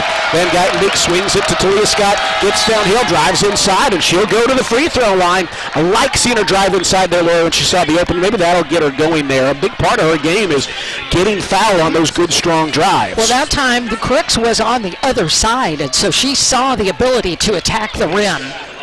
That foul is on Jada Williams. It's her first, and the first on the Cyclones in the second half. Talia goes to the free throw line, where she's second in the nation in free throws attempted, first in free throws made, and the first is good. You know, you think Baylor had the lead at halftime without any points from Talia Scott. Yeah. I don't think you would have predicted that. Maybe you get something from in the second half that bodes that much better. She hits both free throws. Well, she has 4 of Baylor's 6 points here in the half. Baylor up by 5, 47-42. Here's Jada Williams driving inside, retreating outside the arc. She is wide open. She's going to let a three fly. It's no good. KJ with the rebound. Boy, KJ has 9 rebounds. Is that how many she has? Hold on, I can't find it. We'll double check in just a moment. Here is Bella Fauntleroy driving inside, getting to the rim and missing the layup attempt. Offensive board by Bugs. Puts up a tough floater in the lane that's no good. Bella Fauntleroy with a second offensive rebound, and she is fouled on her way back up. Yeah, Baylor had 3 shots at that basket, and Iowa State was really trying to protect the rim, but that time when Bella got that backside rebound, which is what Baylor wants to do, get on the backside, Bella's able to get to the free throw line. And don't look now, but that is 3 on Addie Brown, who's really just a difference maker for them, but she exits. Boy, what a game, too, as KJ comes out, Kyla goes back in, and Kirsten Johnson just, her 3 minutes there, but the way that she has just really asserted herself at the rim and then got a really big rebound as well for Baylor.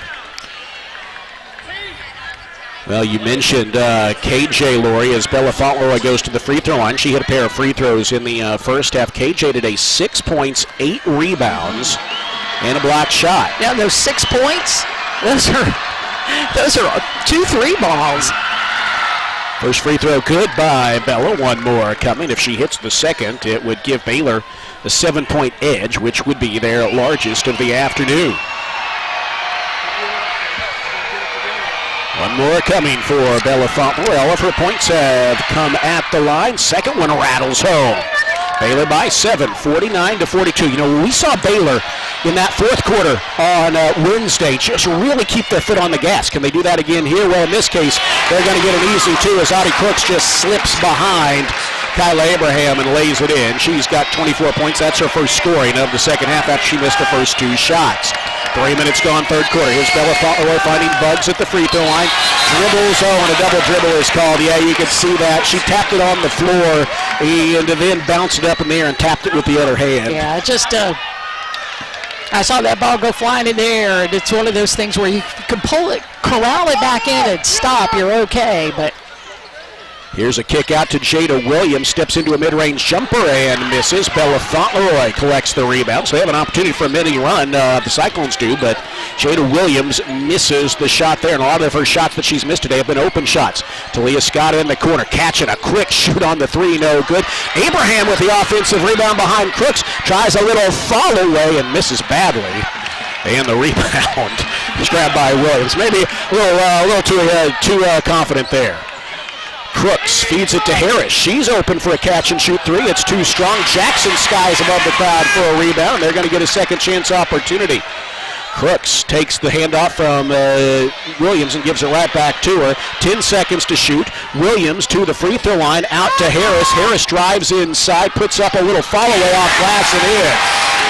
She wanted a foul call, and looked at the refs, didn't get it. The Cyclones have scored 5 straight points and have cut the Baylor lead to 3. Van Geitenby cannot get a 3 to fall. It hit the back of the rim, hit the side of the rim, and then fell off. 49-46, Baylor with the lead. Cyclones with the ball. Crooks wants to tie it, and she misses a 3. Bugs with the rebound. I'll tell you what, you'll take that. You will take that shot even if she had hit it. Now here is Talia Scott with a head fake and a drive inside, and she draws the foul on Crooks. She got that hip check. The coaches talked about this film last night as Audie Crooks picks up her second foul, the team's third. About the only foul that gets called on Audie Crooks is that hip check, and you saw it there. Right, you got to put the ball, you got to explode past her, you got to have that extra step. And the one thing it won't do is put Scott at the free throw line, but it will get Crooks out of the game. Bella plays it in with 21 on the shot clock to Bugs. Now she finds Van Geitenbeek, who swings it to Talia Scott. Perimeter left, thought about driving on Williams. Now she'll try to around a screen from Bugs. Penetrates, gets inside, and she is out of bounds. How did she get out of bounds is my question. She drove baseline and fell out of bounds. It looked like some contact, but I'll say there's not a ton of argument from the Baylor bench. So, and we're further away, but She fell out of bounds, and that's a turnover, giving it back to the Cyclones. Baylor has missed on its last 6 shots. They've had a scoring drought of 2 minutes. Now they got to do things on the defensive end. The Bucks and they do. Ties up the Cyclones. Jada Williams dribbled inside and got herself caught up there by Bugs, who tied her up, and that's going to give it back to the Bears with 5:10 to play. Third quarter, it's a 49-46 Baylor lead. All right, you have another shot at it here. A little mini run for Iowa State. They've scored the last 4 from Crooks and Harris. Baylor 0 of its last 6. Need to find a score here. Bella Fauntleroy dribbles to the top of the key, needs to find a teammate and telegraphs her pass. It's stolen by Williams. She drives inside and lays it in. That cuts the Baylor lead to 1 as 6-0 Cyclones run. Yu-Ting Dunn will check back in to give the Bears some offense on the next dead ball. Then Guyton back the other way, 4:42 to play third quarter. Cyclones have scored the last 6 points, and as Talia Scott misses a 3, a moving screen is called on Bella Fauntleroy. That's her second personal, the team's first in the third quarter, and it brings us to our third quarter media timeout. Scott missed the shot, but nonetheless, a moving screen is called on Bella Fauntleroy. The 2025-26 women's basketball season is presented by Central National Bank, proudly serving Central Texans in Waco, Temple, and Austin. Think different, Bank Central. Central National Bank. Cyclones have scored the last 6 points in the game over a 2:32 span to cut the Baylor lead to 1. 4:40 to play third quarter. It's Baylor 49, Iowa State 48. You're listening to Baylor Women's Basketball on the Baylor Sports Media Network. When you strive for greatness, you have a target on your back. When it comes to finances, we're all targets for scammers. But with the right game plan, you can protect yourself. Don't get faked by fraud. Here's a tip. Don't buy from social media ads unless the ad is from a verified company. When you click those ads, you open yourself up to fraud. If it seems too good to be true, it almost always is. This message is brought to you by Central National Bank. At Magnolia Realty, award-winning agents set the bar for professionalism and excellence. Whether you're looking to buy or sell, Magnolia's full-service brokerage will guide you through every step of the process with expert industry knowledge. Their agents are fully invested in learning your story and customizing the real estate experience to suit your stage of life. Magnolia Realty has been serving cities across Texas since 2007, including Waco, Dallas, Fort Worth, Austin, San Antonio, and Temple. To get connected or learn more, visit magnoliarealty.com. You're listening to Baylor Women's Basketball on the Baylor Sports Media Network. In Ames, Iowa, at Hilton Coliseum, the Bears up by 1 over Iowa State, 49-48 with 4:40 left to go in the third quarter. Plan to see the Harlem Globetrotters, 100 years of thrills, 100 years of laughs, and 100 years of joy. This once-in-a-century celebration of 100 years of the Harlem Globetrotters coming to Foster Pavilion Saturday, February 14th at 1 p.m. You can get your tickets now, as well as some pretty incredible fan experiences, and see the Harlem Globetrotters at Foster Pavilion. BaylorBears.com/tickets. Again, that 100-year tour of the Harlem Globetrotters coming to Foster Pavilion at 1 p.m. Saturday, February 14th. Well, here we've got a good ball game. Baylor with a 49-48 lead, and you look here, Lori, the Cyclones are on a 6-0 run, and you see a little frustration by the Bears, but there's no reason to panic. No reason to panic. This has been a good game. I don't want to say that they even are panicking, right? Because I think that sounds a little dramatic, but saw a little frustration. But the Bears need to remember they really controlled this game in a lot of ways, particularly from the second quarter on.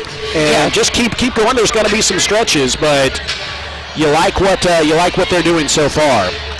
And, with Bella Fauntleroy, after the steal, she sits down for a bit to just take a moment. But Yu-Ting Dunn is back in the game. But Yu-Ting had a fabulous second quarter off the bench with 10 points. Back to play as Addie Brown drives inside, misses the shot in close, rebound, held on by the fingertips of Kyla Abraham, and the Bears have a chance to finally snap this scoring drought that's reached 3 minutes. Yeah, Baylor really clamped down on Addie Brown, took 3 defenders at her. Reagan Beatty drives inside. She's got the ball. She's back in, I beg your pardon, as Scott drives inside, flips it out to Dunn, brought in for offense, and she rattles in a jumper from the left elbow. That snaps Baylor's 3-minute scoring drive, and they were 0 of their last 6 and with 4 turnovers. Glad to see that stopped. Now here is Addie Brown kicking it out to Jada Williams. Open, and she knocks down a 3 to tie the game. She's going to be open a lot, and so far she's taken 17 shots, hit 6 of them. Score is tied at 51. Here come the Bears, back the other way. Talia Scott nearly loses it, but chases it back down. 15 seconds to shoot. Scott with a head fake, drives inside, puts up a tough runner, maintains her balance, and rolls it over the side of the rim and in. Talia Scott with 6 third-quarter points after being held to 0 in the first half. Baylor back in front, 53 to 51. Jada Williams left side. Bears back off of her. Here comes Reagan Beatty to get it. Jana staying with her defensively. Beatty gets downhill, picked up by Buggs. Now she's double teamed. She's having trouble. She hooks it outside to Williams, who unloads a 3, leaves it short. Buggs with the rebound. The thing is if she misses that, Baylor gets the rebound because Iowa State just takes off. Now Buggs drives inside, gets in close, glasses it up and oh, that was just a bit too hard. And then to compound it, Buggs is called for a loose ball foul. She says she was hit, but the officials say she was the aggressor, and she picks up her second foul, the team's second. 2:50 to play in the third. Baylor with a 2-point edge, 53 to 51. Iowa State with the basketball. Beatty in running the point. Jackson back in. Kinsey Hare in as well for the Cyclones. Big Audie Crooks with her 24 points is in the middle of the floor. They're going to lob it into her. She gets behind KJ and has an easy layup. That ties the game at 53 all. She has 26 of their 53 points. Here's Jenna Van Geitenbeek driving inside, and she's bodied up on the baseline. Audie Crooks picks up her third. That's her third and the team's fourth. Beg your pardon, that's her second foul. So both of those, I think, here in this quarter, right? Yes, because you're she right. got one hip checked, Talia Scott, and then did the same thing with Jana. Jana having some trouble getting it in, finds Dunn, top of the arc. Can't quite clear a 3 as Beatty got back defensively. Baylor tie game with possession. 2:23 to play third quarter. Dunn floats it at the top of the key to Buggs. Kick out to Talia Scott. Here's a 3. Oh, in and out. And Crooks has the rebound in a crowd. Now the Cyclones can reclaim the lead. This will be their first lead of the second half if they are able to convert. It is Beatty, top of the arc. Dribbles inside. Hands it off to Brown. Dribbles right of the lane. Cut off. Tries a tough fall away that clearly is short. And KJ with another rebound. She has 9 of them. The Bears off and running. Here is Talia Scott hesitating, stepping back for a long 2, and she can't get the bounce. And a foul on the floor as the Bears get the offensive rebound, and there is Audie Crooks' third foul. KJ slipped in front of Crooks, and Crooks over the back. And for Kirsten Johnson, that is rebound number 9. Getting some extended playing time because she is playing fired up today. And Buggs will go to the free throw line. Meanwhile, as they brought in Elisa Williams off the bench, Audie Crooks tried to send her back, saying she wanted to stay in, but Bill Finley wins out on that to the floor. Probably not the last 1 minute, 48 seconds. Yeah. Smart move on his part. Yeah, it is. Buggs at the free throw line. First free throw is in and out. That's the first miss by the Bears today in that their 11th attempt. One more coming. It's been a cold shooting third quarter for the Bears, who are 2 of their last 11. But as Buggs puts the free throw up, it's good. They have maintained a lead. It's a 1-point edge. In this third quarter, Baylor is 6 of 18. Baylor's 4 of 13, but the Cyclones are 6 of 18. 99 seconds to play in the third. Here's Kinsey Hare high on the left side, beyond the arc. She's been quiet today. Pushes off. Oh! She pushed off of Jana, but she put an elbow into Jana, but Jana's called for the foul. Van Geitenbeek's first, the team's third, and they're going to play it in from the baseline. Basket to Beatty's left.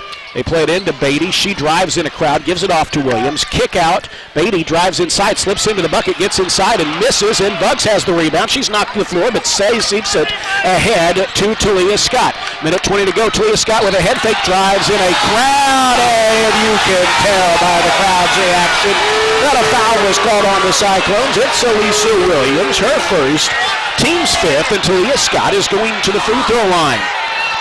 Now, Laura, I will say, I thought Talia was bordering on out of control. She got bailed out. There was contact. They bailed her out with the foul. And Talia Scott goes to the line. She has scored 6 points here in the third quarter after going 0 for 8 in the first half. First free throw is up. It rattles out, but bounces home. It rattled out, hit the window, and fell back through. Baylor by 2, 55-53. Second free throw is up, and it's good. It's a 3-point edge for the Bears, 56-53, a minute 18 to go in the third quarter. Here comes Beatty across midcourt for the Cyclones to the middle of the floor. Top of the key, finds a cutting Harris. Catch and shoot three, too strong. Jackson, a hustle on the offensive rebound. Back to Harris. She wanted the three, but the Bears closed out defensively. Under a minute to go now. 13 seconds to shoot, third quarter. Here's Beatty to the middle of the floor. Handing it off to Harris. Back to Beatty. Beatty fakes a drive inside. Now steps back beyond the arc. She's going to let a three fly, and it's no good. Bugs with the rebound. Here come the Bears. It's Talia Scott, 44 seconds to play in the third. She wants to drive on Beatty, picked up by Williams, pops a mid-range jumper, no good. Rebound is spiked out of bounds, last touched by the Bears. Coach Nikki telling the Bears to rebound. I think they had a better chance to get that than it ended up being. Audie Crooks will check in on the next dead ball. 7 seconds between the clocks, half a minute to play third quarter. Baylor with a 56-53 lead. Hare tries to tie it with a tough fall-away three from the corner. She does. Well, she got it. Jana just slipped a little bit and gave Hare space, and she finally drains that three. Bears can play for the last shot. Tie game, 56-all late third quarter. Dunn flips it back to Talia Scott. Now to Jana. 7 to shoot. 6 to shoot. 5. Lob down low to a cutting Abraham. Oh, who misses the layup in close. Three-quarter court shot, no good as the third quarter ends. Oh, the Bears had a good play design. A streaking Kyla Abraham took the feed, got right to the basket, but she could not finish. And so 30 minutes into this game, we're right back where we started. Tie game, 56-all as we head to the fourth quarter. We want to say hello to each of you watching on the Nextlink Courtside Cam. Nextlink, reliable high-speed internet for your home or business. The fourth quarter is straight ahead here from the Hilton Coliseum. The Bears trying to hand the Cyclones their first loss of the 2025-26 season. They'll need to outscore them by 1 over the next 10 minutes here, or if this is good, overtime somewhere in there as well. 56-all as we enter the fourth on the Baylor Sports Media Network. TFNB Your Bank for Life is the official local bank of Baylor Athletics. Find out why more Central Texas are making TFNB their bank for life. Sign up for our Edge checking and savings accounts to earn interest or cash back. With 5 convenient locations and an award-winning mobile app, banking has never been easier. TFNB, your bank for life. Member FDIC. Today we have 2 very special guests on our program, introducing Lem and Lime. Hello. For Starry Lemon Lime Soda. Thanks for having us. What is Starry Lemon Lime Soda? It's a crisp, clear burst of lemon lime flavor, and it's caffeine-free. Between us, one of you must be a little more important to Starry than the other. Who is it? We're both important. So it could just as easily be Starry Lime Lemon Soda. No, that doesn't sound right. Oh, I like it. So you saying hip-hop could be hop-hip. Works for me. Starry Lemon Lime Soda. Starry hits different. You're listening to Baylor Women's Basketball on the Baylor Sports Media Network. Iowa State outscored Baylor by 4 in the first quarter. Baylor outscored them by 6 in the second. The Cyclones outscored Baylor by 2 in the third quarter. And if you add that all up, it means a tie ball game, 56-all. That is where we are as we head into quarter number 4. It's been a tight game throughout here, Lori. Pretty evenly matched in a lot of ways. Cyclones 21 of 54, Baylor 19 of 52 from the field, Baylor 5 of 17 beyond the arc. Cyclones 7 of 24. Baylor very good at the free throw line, 13 of 14. Cyclones are 7 of 9. There really weren't any turnovers to speak of in the third quarter. It's been a pretty clean game, and promises to be more of that over the final 10 minutes. And Lori, the Bears dug down deep in the fourth quarter Wednesday in Stillwater against a top 10 national offense. Here they're on the road against a top 10 national offense today. Hey, relatively easy, right? You're not down 12 heading into the fourth quarter. You're in a tie game. Now, Iowa State is better than Oklahoma State, but I hope that some of those lessons in grit that they picked up on Wednesday, I think they've already transferred the first 30 minutes. Now you just got to find a way to close. Yeah, Baylor withstood 3 threes from Iowa State in that third quarter. Baylor was good from the free throw line. They were 7 of 8 from there, but they haven't had the last field goal they had was at the 3.5-minute mark, and just the rest of the way they just could not convert, but they did get to the free throw line and just could not convert on that last second shot right at the rim, and so Iowa State will have the ball first to begin the fourth and final quarter. Bugs a double-double for the Bears, 13 points, 14 rebounds, and now we've got a foul on the opening possession of the fourth quarter. As Audie Brooks cuts to the basket, they're going to call Yuting Dunn for a foul. Okay. That's her second and the team's first. Bugs a double-double, 13 and 14 for the Bears. Audie Crooks leads all scorers with 26. Inbound is knocked away and stolen by Yuting Dunn. Knocked away by Talia Scott, stolen by Dunn. Baylor in transition, and then Jana loses the dribble. You don't see that too often from her, but she was just going a little too fast for the dribble, and Crooks gets the steal.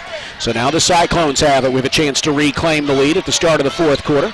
Addie Brown off a screen, kicks it out to Williams. She's open for 3. It's no good, and Bugs high points her 15th rebound of the afternoon. Baylor with a chance to go back in front. It is Van Geitenbeek. This has been a game that has seen 7 ties and 9 lead changes. 18 to shoot for the Bears as Van Geitenbeek slowly surveys the scene. Here comes Yuting Dunn open. She's open for 3 but leaves it short. Long rebound is chased down by Bugs. An offensive rebound and a second chance point opportunity. Bugs has had really her best game of the season today. Van Geitenbeek around the screen, gets downhill, lobs it in the crowd to Kyla Abraham. They go back to her, and as she lays it in, she's called for an offensive foul. Ariana Jackson undercut her, and that's going to go against the Bears. That's Abraham's second foul, the team's second.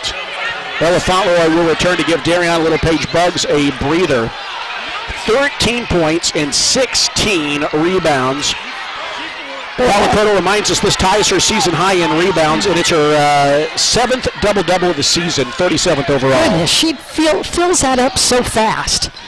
Score still tied at 56. Audie Crooks, a pass into her, is knocked away, stolen by Abraham. She hustled after it. Yeah, Bella stuck her hands in there just really quickly and immediately makes an impact on the defensive end. Baylor with the ball. Here's Scott popping a jumper at the free throw line and calmly draining it. After neither team had scored for the first 90 seconds of the third quarter, she snaps that string, and all of a sudden she's in double digits with 10 points.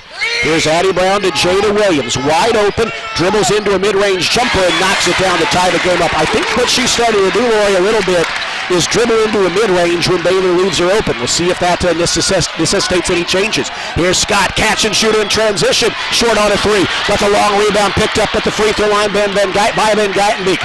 Baylor with another look, tie game, 8 minutes to go in Ames. Whistle and a moving screen is called on Kyla Abraham away from the ball. Her third, team's third. KJ will check back in for the Bears. She's had a nice game. She'll check in on the next dead ball. 6 points, 9 rebounds, and 2 blocked shots. That's 4 fouls on Abraham. Here is Addie Brown dribbling inside the post mid-range. Baylor with a swipe at the basketball, and her shot is smothered. It's loose on the floor. Dunn comes away with it. Nice defense there by the Bears. Addie Brown in this game still scoreless. Van Geitenbeek swings it to Talia Scott, right perimeter. The fourth quarters have been really good for her against Baylor's best opponents. She launches a 3 and knocks it down. Baylor in front, 61-58. No moving screen that time from Kyla Abraham. That time she got a screen assist for that 3. Jada Williams at the free throw line misses a jumper. Long rebound though, chased down by Williams. Then she flips it back up with really no need, misses everything. Van Geitenbeek with the rebound. She gives it to Talia Scott in transition. Bella too strong on a 3, hits the back iron, and the Cyclones get it back. Audie Crooks with the rebound, her 8th. Baylor in front, 61-58, under 7 minutes to go. Cyclones with the ball. Crooks gets tied up with Yu-Ting Dunn posting up, and a foul is called, I believe, on Dunn. That is on Yu-Ting Dunn, her third, the team's fourth, as KJ checks in. Cyclones,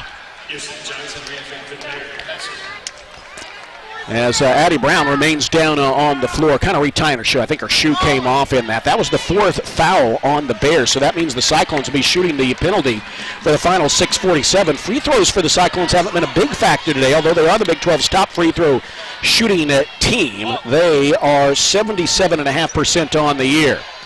Bugs will check in on the next dead ball as the Cyclones prepare to play it in from the baseline. They bounce it into Brown, in close, lays it in, and then Amelia's foul gives her a chance at a three-point play. Well, you saw Addie Brown coming around. In fact, we watched that on film last night. And then when you react a half second too late, then you get Brown at the free throw line to try to get it and one. Dunn will exit, Bugs back in as Addie Brown goes to the free throw line, 77% from the stripe. She can tie it here if she converts the three-point play. Fouls worth noting, Abraham has 4 for the Bears. Bella Fauntleroy has 3. That is Dunn just her second foul as Brown misses a free throw. And Bella collects the rebound. Here come the Bears up 61-60, 6:39 to play, fourth quarter. Bella Fauntleroy has it high on the right side, swings it to Van Geitenbeek. Talia Scott fighting through a screen. They give it to KJ. Back to Jenna. Head fakes a 3. Kicks it back out to Bella. 10 seconds to shoot. Bella on the drive. Things are looking a little frantic. Talia Scott takes the feed and is short on a 3. Crooks high points the rebound. Iowa State with a chance to go back in front now. 61-60, Baylor with the lead. Jada Williams running point for the Cyclones. 6:08 to play and counting. Williams with the Pioneer seed sign high up on the left side of the floor. Bounces down low to Crooks. Tries a tough follow away. Leaves it short. You'll take that attempt. And Bella collects the rebound. Bella Fauntleroy now with 7 boards for the Bears. And here's Talia Scott with it. Driving inside. Popping a mid-range. Knocking it down. It's a 3-point Baylor lead. Well, she just finds some space in between defenders and nobody there. Just an easy 12-footer. Jada Williams open on the right side of the floor, dribbles to the free throw line, pops a jumper, and she's starting to hit that mid-range. She hits it from the free throw line there to cut it to 1. She was taking the threes and missing, but now she's dribbling into mid-range jumpers and starting to hit them. Here is Talia Scott trying to answer, and she's fouled, knocked down just inside the arc. She'll go to the free throw line after the foul on Jada Williams, her second. And that is the first on the Cyclones here in the fourth quarter. Baylor in front, 63-62. Talia Scott going to the free throw line. She was 0 for 8 in the first half. Now 5 of 12 in the second half. 4 of 4 at the free throw line. Free throw line, a big part of her game. First one is up, but it is good. She's got one more coming. 5:23 to play in this one. The Cyclones undefeated on the year. Baylor trying to change that. They can hold on to a 2-point lead over the final 5:23. Now a 3-point lead as Talia Scott hits them both. She's the Bears' leading scorer with 17 points. 17 for her, 13 for Bugs, 12 for Dunn, 11 for Van Geitenbeek. 3-point Baylor lead. Beatty has it for the Cyclones, takes the feed back from Addie Brown, sends it across court to Jada Williams, open for 3, misses. Talia Scott collects the rebound. Jada Williams has taken 24 of their 63 shots today. She's hit just 8. Scott likes the mid-range, but she's short on this one. Oh, what a rebound by Dariana Little Page. Bugs in a crowd. Feeds it back out to Van Geitenbeek with under 4:50 to play. Baylor looking for some second chance points. KJ needs to find a teammate, finds Bella. 8 to shoot. Fauntleroy outside of Van Geitenbeek. 6 to shoot. Jana pushed outside with 3, with 2.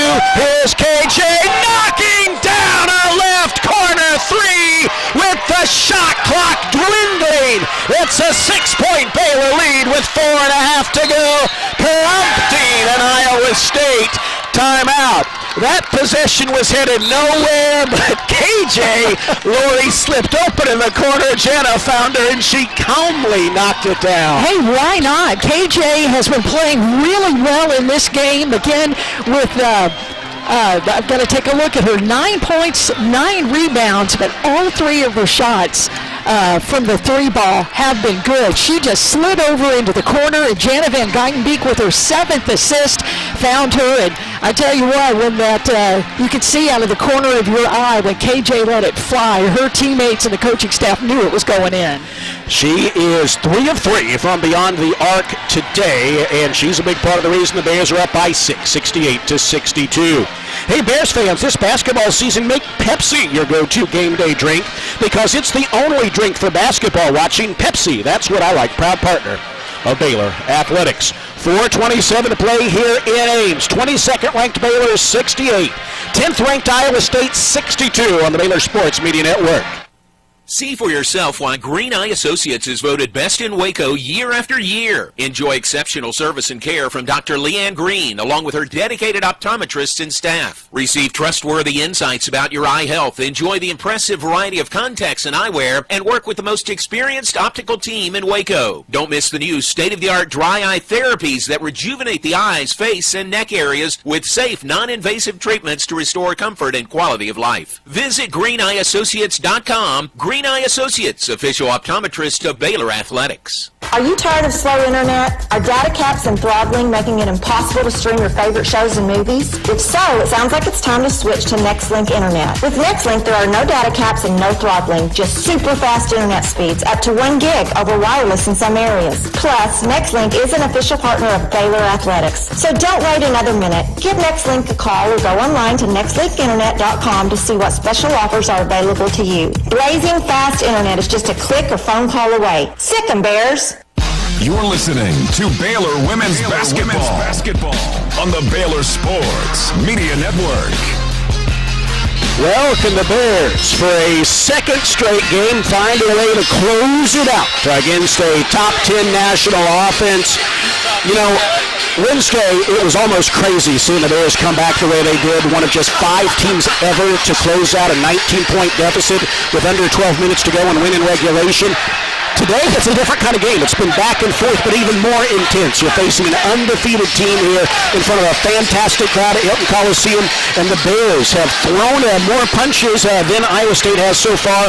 It's a 6-point game, 4:27 to go. Can the Bears close it out, Lori? You said it going into break. Defense, defense, defense. Can the Bears close it out? The defensive effort will be a big part of making that happen. You know, the thing is that just up and down the lineup, every single player who has been in the game has made some sort of play, whether that's just like Fauntleroy sticking her hands in and getting a couple of steals. The first quarter from Bugs. KJ just stepping up big time. Cyclones play it in and find Beatty open on the right wing, but she passes up a shot. That's not her game. 4:19 to play. Baylor by 6. Beatty, right of the lane, drives inside, circles beneath the bucket, kicks out to an open Jackson. She's an excellent three-point shooter, but she misses that one there. Another rebound by Bugs. That's 18 of them today, a season high. Under 4 minutes to play. Baylor by 6. A bucket here would be big. Van Geitenbeek to Talia Scott. Top of the key. Looks to get downhill. Drives inside. Leaves the runner short. She was well defended there. Brown comes away with the rebound. Here come the Cyclones. Beatty moving, running in transition. Nearly popped a mid-range jumper. Decided not to. Now she has to find a teammate. She's lost the dribble. Finds a driving Addie Brown who misses the point-blank runner. Bugs again. Who else collects the rebound? She's got a season-high 18 of them right now. Again, Baylor with a chance to push it to a 3-possession game. 3:25 to play, up 68-62. Jana to Talia Scott. Puts it on the floor. Drives inside, tough runner. She's fouled by Beatty and going back to the free throw line. That's a mismatch and smart for Talia Scott. Put the ball on the floor and again, attack. If you've got that extra step on your Iowa State defender and you get a somewhat of a shot off, Talia Scott's going to the free throw line. And that with free throws will come after our official fourth quarter media timeout. The 2025-26 women's basketball season is presented by Central National Bank, proudly serving Central Texans in Waco, Temple, and Austin. Bank different. Bank Central, Central National Bank. Baylor 68, Iowa State 62 with Talia Scott free throws coming after the timeout with 3:18 remaining in the fourth quarter on the Baylor Sports Media Network. Hi, Jan from Toyota here to let you know that Toyotathon is on. And what better way to get in the spirit of the season than with a new Toyota, like RAV4, Grand Highlander, and Corolla Cross. But to really get in the spirit, let's sing about it. So without further ado, driving through the snow in a new RAV4, hooray! To the slopes we go in a Highlander for a ski day. A Camry to get hot cocoa, tubing with a Tundra makes the kids go loco. Oh, what fun it is to make holiday wishes come true. Toyotathon, Toyotathon, Toyotathon is on. Oh, what fun it is to drive a new Toyota today. Hey! During Toyotathon, qualified buyers can get 2.99% APR financing for 72 months on a rugged new 2026 Tundra. Offer available in select states only. Toyota, let's go places. Dealer inventory may vary. Toyotathon ends January 5th. See your participating dealer for details. You're listening to Baylor Women's Basketball on the Baylor Sports Media Network. We've got a good one here in Ames. 3:18 to go. Baylor has undefeated Iowa State facing a 6-point deficit with just under 200 seconds to go in this one, 68-62. Baylor leads with Talia Scott free throws coming. Lori, Baylor has held Iowa State without a point for the last 2:16. This is an Iowa State team that leads the Big 12 and is third nationally in shooting percentage. They hit 52.5% of their shots. But here in this second half, Lori, Baylor has held them to 10 of 33 shooting for the field. That's just over 30%. And if they close out this game, obviously the offense will play a big role, but defense is going to have its fingerprints all over it. Either way, hopefully in a closeout win. You know, I think what you see right now from Bill Finley's team is that with Baylor fronting and backing Crooks, they're drifting Crooks away from the middle of the lane, and that's allowing Addie Brown to be able to have a lane to drive in. But Brown right now has missed from those just been too hard on the layups, and Baylor's gotten the rebound on at least two of those in this quarter. And Brown is just she just 1 of 7 in this game, and that is a really key stat. And I think Baylor is doing a really good job of denying the basketball to Crooks, but they're also clamping down on defense when you've got 3 against 4. Talia Scott will go to the free throw line. She's 6 of 6 here in the second half, and Lori Kochnicki has called Talia Scott a professional scorer. And you know, you look here. After a scoreless first half, Talia calmly buries the first free throw. It's a 3-possession game, 69-62 Bears. Talia Scott now has 18 points in the second half after a goose egg in the first. Second free throw also good. This is where she just fills up the stat sheet, and she does it late by getting to the free throw line, but she just money from there. Baylor on defense now, nursing a 70-62 lead with 3:07 to play. Addie Brown has it high on the right side. Jada Williams is open, tries a three, knocks it down. Okay, this is where Baylor's going to come down and answer, because it gets the crowd back in the game with under 3 minutes to play, and Baylor up by 5. That snaps a 7-row run. 23 points for Jada Williams on 25 shots. Here's Talia Scott, feeding it to Bugs, now left wing to Van Geitenbeek. Van Geitenbeek, an offensive foul is called on the Bears in a crowd. Talia Scott is called for pushing off, and that's her third, the team's 5th. So Iowa State will be shooting the penalty here. They act on all non-offensive fouls. Addie Brown to play it in. They just hit a 3. If they make a bucket here, it would make it a 1-possession game after Baylor had pushed the lead to 8, which was their biggest of the game. Here's Jada Williams wanting to drive, angling to the right side, popping a mid-range jumper and knocking it down. She's got 25 points. It's a 1-possession game. Baylor is up 70-67. Crowd rises to its feet at Hilton Coliseum with 2:18 to play. Baylor needs a bucket. They find Fauntleroy down low, and she's fouled by Jackson. Good aggressive cut to the pass by Bella Fauntleroy, and she is fouled by Jackson. Free throws are coming. That's Jackson's second and the team's second. Now, the fans say it wasn't a shooting foul. I'll try to be honest and say it was borderline. Well, apparently not, so. They talk it through. It is going to be Baylor out of on the baseline. Baylor is going to play it in from the baseline. So, no free throws for Bella Fauntleroy. As she lobs it into KJ. Outside the Bugs, 2:10 to play. Baylor by 3. Trying to push it to a 2-possession lead. Jana Van Geitenbeek has it. Edge of the center jump circle with 10 to shoot. Dribbling to the left side of the floor. Single digits on the shot clock. Under 2 minutes to play. Here's Bella with 4, with 3. Jana to KJ. Bounces it in a crowd to Bugs, and it is out of bounds to Iowa State. Iowa State touched it last, but they said the shot clock buzzer, the clock hit 0. The buzzer never went off. I think they reset it there, but it's going to be Cyclones basketball. They have a chance to tie it here. Now Baylor has gone the last 2:46 without a field goal. 70-67, Cyclones down, but with the possession. 1:45 to go. Williams bounces to Brown. Brown up top to Williams. She's going to try to tie the game. It's in and out. Offensive rebound though by Crooks. Her putback attempt is blocked by KJ, and Bugs comes away with it. And Bugs with her 20th rebound, and that ties her career high. Big rebound. Here's Jana Van Geitenbeek feeding it to Talia Scott. Contact in the lane. A whistle, and a foul is called on Bella Fauntleroy. That's her third. An offensive foul. She hit the deck hard. See if you're able to see that, Lord. They have 4. Let's see what happens. They have 4 called on her right now. They do. They have 4 on her.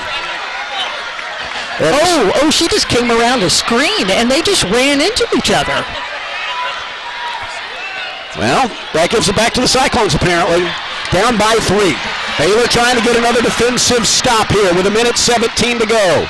Addie Brown has it, looking down low, kicks it out to Williams, fakes a 3, drives inside, dumps it down low to Crooks, stolen by the Bears. It's loose on the floor. Bugs has it. Now Crooks falls on top of it, and a jump ball is called. And it's going to go Baylor's way with 1:05 to go. Good defense by the Bears. They had a play set up on a little slip to the bucket by Crooks to get her an easy layup. Baylor read it and knocked it away. Well, that time, Jada Williams did not go in and try to score. She tried to dump it off to Crooks. But Baylor was right there to be able to force that turnover by Williams. And little Paige Bugs right there to be able to get the steal, corral that basketball, probably rolled around at least 5-6 feet before she was able to pull it in. And Baylor will take a timeout so they can advance the basketball up by 3, 70-67 with 1:05 left to go here at Hilton Coliseum. Coach Nicky calls a timeout, so here's where we are here. Both teams have plenty of timeouts. Each team has 3 for the final 1:05. Possession arrow now favors Iowa State. Baylor has the ball and a 70-67 lead. Yu-Ting Dunn has just checked in. She had 10 points for the Bears in the second quarter, 12 overall. And the Bears need a bucket here to push it to 2 scores once again with 1:05 to go. It'll be Talia Scott, Yu-Ting Dunn, Bella Fauntleroy, Kirsten Johnson, and one other player out there for the Bears, Bella Fauntleroy. Jana Van Geitenbeek, she is in the corner. There's Jana in the far right corner. Baylor is going to choose to go the length of the floor with 1:05 to go, and Iowa State's going to get set up in the half court. Cyclones defensively, Jada Williams, Audie Crooks, Addie Brown, Ariana Jackson, and Kinsey Hare, and now the Cyclones will counter with a timeout. They wanted to see how Baylor was going to line up, and now they call a timeout. They have 2 remaining. Now let's make sure that is indeed the case. By the way, Laura, you talk about turnovers today. The Cyclones have 19 assists and 13 turnovers, which isn't a bad ratio.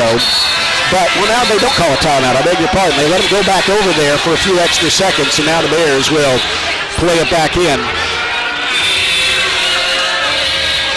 Iowa State shooting the penalty the rest of the way. They have a foul to give. Baylor plays it in.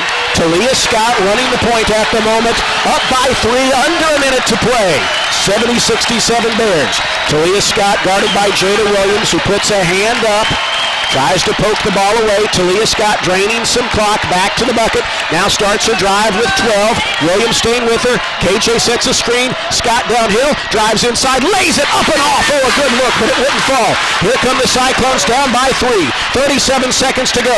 Williams into the corner. Jackson for 3, and she misses. Brown with the offensive rebound. They'll get another look at it.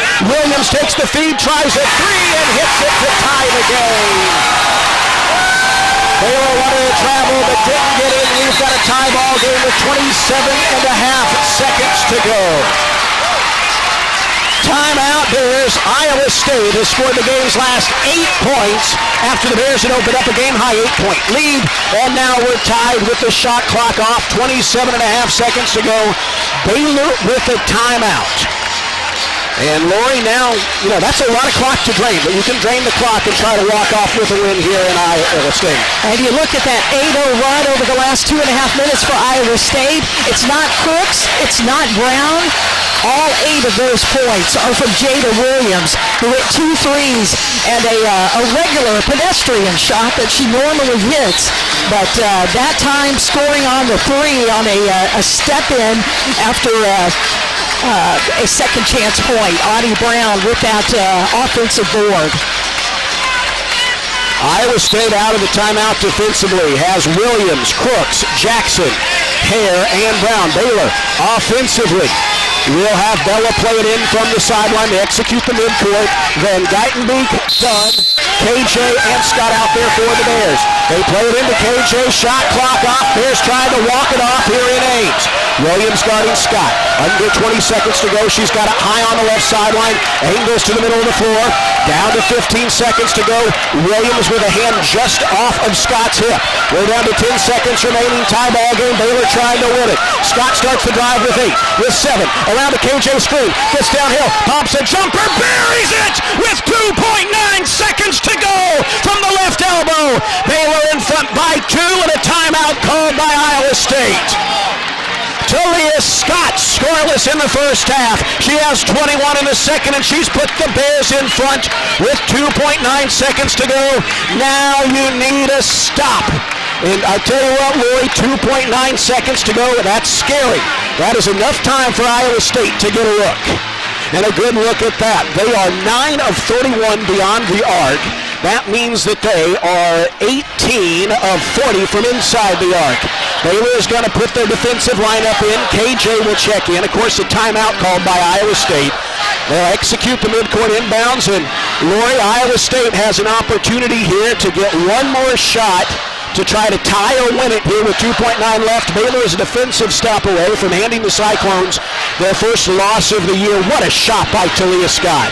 She is just a confident shooter, and she just stepped right into that shot from the left elbow, as you were calling it, and no one in her face. They just let her take that shot, and boy, it was nothing but net. Tell you what, Lori, my vote would be for the Bears to knock away and steal the inbound pass. I don't want to try to survive a shot here.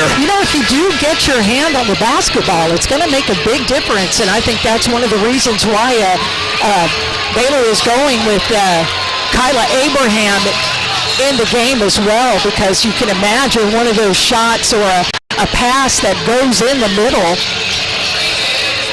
to Audie Crooks. Here we go, 2.9 seconds left. Jada Williams will inbound. You got to watch her coming back in. 2.9 seconds to go. Baylor up 72-70. Cyclones to play it in. Here comes Addie Brown. She takes it, lobs it down low to Crooks. Knocked away, stolen by the Bears, and that's it. It is over, 72-70. The Bears hand Iowa State their first loss of the season, winning in a tough road environment in Ames. Talia Scott, the game winner. What a finish by the Bears. Woo! And I tell you what, we just said it. If you get your hand on the basketball defensively, they're not going to have enough time to recover. And they did not. They got the basketball in to Addie Brown. She tried to feed it in to Crooks for a high percentage shot, but Baylor was there with the big hands a couple of times, and who else but Talia Scott with her hands around the basketball, secured it, and Baylor walks out of Ames, Iowa with a 72-70 win. after that disappointing first loss to Texas Tech, Baylor makes this ridiculous comeback, methodical though, down 19 at Oklahoma State, and then comes in on the second road game and knocks off Iowa State. Remember, you and I were looking at those first 3 games of the conference schedule saying, oh my gosh, what a way to open up. But what a game for Baylor. They withstood that 8-point,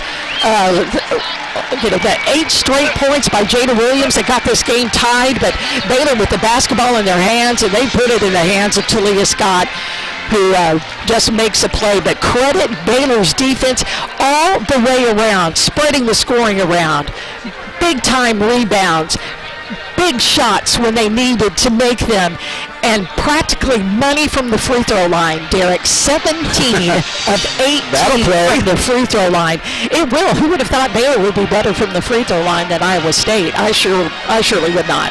How about this? By the way, Lori, Audie Crooks, 22 points in the first half, 4 in the second. 4. She didn't touch the ball. You have 5 fingers on your hand, and she had 1 less point than that in the second half, as Baylor just did not let her be a factor.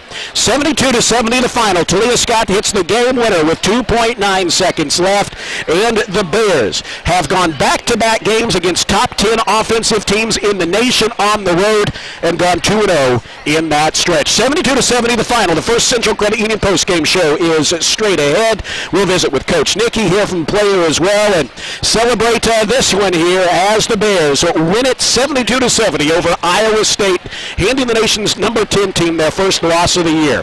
That's a final here in Ames on the Baylor Sports Media Network. Do you want to earn points while cheering on your favorite Baylor teams? Join Baylor Bold Rewards. Track your attendance on the Baylor Sports app across athletic events and earn points towards prizes and experiences. Download the Baylor Sports app or register online today at BaylorBoldRewards.com and start earning your points today.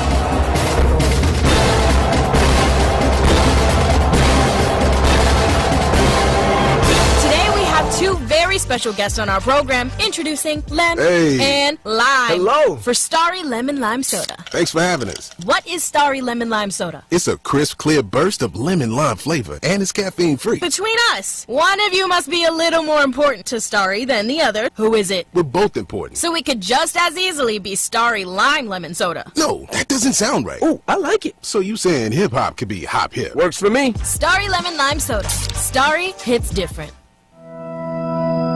Bluebonnet Health Services has been caring for Central Texans since 2004. Bluebonnet is locally owned and operated, which allows them the most interaction with patients each and every day, promoting compassionate care and integrity. They provide hands-on attention to their patients through a staff with years of experience. Bluebonnet Health Services provides home health care, supportive care, and hospice. Remember, it's your health, your choice. Ask your doctor for Bluebonnet Health Services. When you strive for greatness, you have a target on your back. And when it comes to finances, we're all targets for scammers. With the right game plan, you can protect yourself. Don't get faked by fraud. Here's a tip. Never deposit someone else's money into your bank account. Scammers will send you money or overpay you and then ask you to refund a portion of the money back to them. This is a scam. This message is brought to you by Central National Bank. Fox Sports Radio, 93.9 K230CK and KRMX HD3 Waco. This has been live coverage of Baylor women's basketball. Now it's time for the First Central Credit Union post-game show. Brought to you by Texas Farm Bureau Insurance, championship partner of Baylor Athletics. Visit Texas Farm Bureau Insurance online to find a local agent today. Central National Bank, proud season sponsor of Baylor women's basketball. Nissan, innovation that excites. Libman, America's trusted brand name in cleaning. Premier ER and Urgent Care. Feel better now. Stay tuned as we break down the game. Listen to highlights, talk with Coach Colin, players, and more. All coming up on the Baylor Sports Media Network. Well, back here at Hilton Coliseum, where the Bears get it done on the road. Iowa State, the number 10 team in the nation, undefeated at 14-0 coming into the day, but the Bears were able to get it done. Spirited defense, and they withstood a late 8-0 run by the Cyclones, and they found a way to get it done here on the road. 72-70 is the final score in this one. Talia Scott hits the game winner, a pull-up jumper from the left elbow with 2.9 seconds to go, and the Bears get it done today in Ames. They get a defensive stop, not allowing Iowa State a shot on the final possession after Bill Finley called a timeout and executed the midcourt inbound. So they passed it to Addie Brown at the top of the arc, who tried to feed it down low to Audie Crooks, but the Bears got a hand on it, knocked it away. I think Bugs picked it up, but it may have come just after the buzzer. Doesn't matter. The Bears didn't allow them to get off a shot and won this game at 72-70. The final score here at Hilton Coliseum as Iowa State falls today. And on a weekend that already saw TCU and Arizona State fall from the ranks of the undefeated, that leaves just Texas Tech left. And tell you what, if the Bears had had a healthy Talia Scott in that game, that's probably a different story, but you can't really play that game. It's, it was what it was. You play with who you have, and the Bears fell 1 point short in that one. But I tell you what a response here. You think about it, Lori, a heartbreaking 1 point loss at home. And then you're down 19 points with 11 and a half minutes to go in Stillwater. This week could have looked very different. The feeling we have right now could have been very different if the Bears didn't show all sorts of resiliency and fortitude in Stillwater on Wednesday and today in Ames. And tell you what, it helps when you've got a player in Talia Scott who can go scoreless in the first half and then step up in a big way in the second half like she did today. Baylor ended up, I think, taking they took the lead at the half, 41-39. I don't think they trailed after then. I think Iowa State was only able just to continually tie it up, but Baylor was able to extend the lead. Talia Scott was just bonkers in that fourth quarter. She started with a 2, ended up with her first her and only 3 of the game that gave Baylor that 61-58 lead, and I think Baylor held the lead until it was tied up at 70. I think you're right. They never led in the second half. They never led. They tied it on several occasions, which was kind of the whole story of this ball game. Ties, the ties and lead changes, especially in the first half. But Baylor ended up with that 8-point lead with 3:18 left to go, and Jada Williams went on her own personal 8-0 run. But Baylor's the one that got the best of the Cyclones with Talia Scott just taking the ball on her own, just holding the ball until the last under 10 seconds, made a move, got to the left elbow, and with 2.9 seconds left, just drained a shot that just took the wind out of Hilton Coliseum, and that is very hard to do. This is the First Central Credit Union post-game show. First Central Credit Union, everything we do for you. A 72-70 Baylor win today. Baylor now 13-3 on the year, 2-1 in Big 12 play. The Cyclones fall to 14-1, 2-1 in Big 12 play. See Dariana Littlepage Bugs jogging out to. Is she coming our way? I think she is coming our way. And what a job that Dariana Littlepage Bugs today. A double-double, matching her career high with 20 rebounds. And, today, Bugs, it wasn't your stats were fantastic, but again, another game that it felt like it wasn't about stats. It was about grit and heart, and this team showed a lot of that throughout the game today, whether it's you grabbing rebounds in a crowd, Talia scoreless in the first half, coming through in the second half. It felt like you guys, even when Iowa State made their runs, were always confident in this game. Did it feel that way to you? Absolutely. I think we hopped on each other a lot. That like we have to get stops and stops to make us go. So we praised each other, but we knew we had to really focus. So I think we did a really good job of that, and we didn't let each other get down. Like if somebody got down, you see somebody running up to him, like pick your head up. Like it's not over. We're in this. So. You know, I look at this game, I think, you know, you had that huge first quarter. Uting Dunn had a big second quarter. In the third quarter and fourth quarter, Talia Scott did both of those, and I think you look, the final stats stood out. I mean, KJ, some huge threes.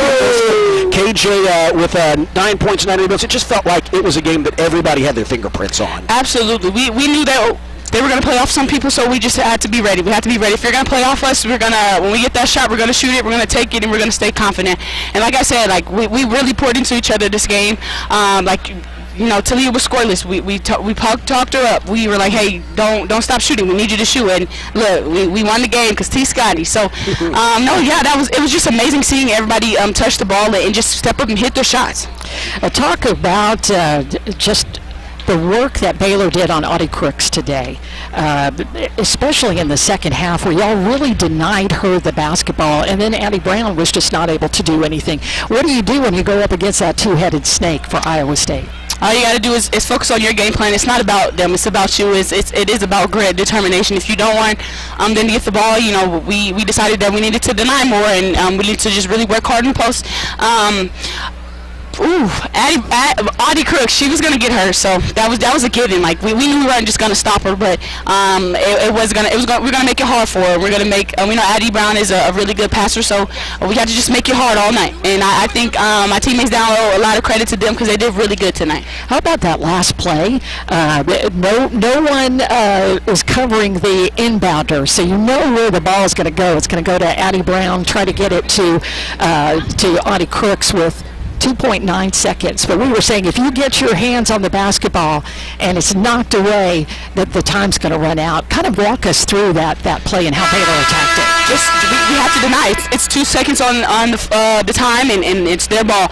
It's all or nothing at that point. So did we want to go home with an L or did we want to win? So it really did come down to grit and just aggressive. Like we had to deny that up there. We know who they were going to, and we know she's going to try to score. So we had to really take our assignments into account and like really hard deny and tip it, like, you know, and just play solid. And if we did, hey, that's OT. So I think we did a really good of executing at the end of the game.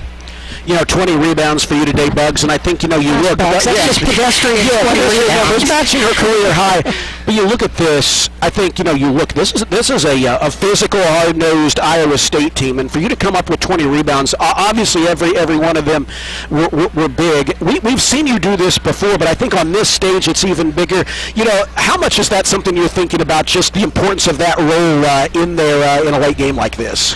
It's a lot. It's very important. Like, I think people get stuck on stats, and yes, you really want to score, but I just think it comes down to do we want to win or not? And I know they're going to play off on me, so it's going to be easier to kind of maneuver just a little bit to track the ball. But just in my mind, I always think, hey, I'm going to get the rebound. Nobody's going to deny me this game. I knew this game was going to be really hard, and rebounds are going to be super important. So I just emphasized that a lot more.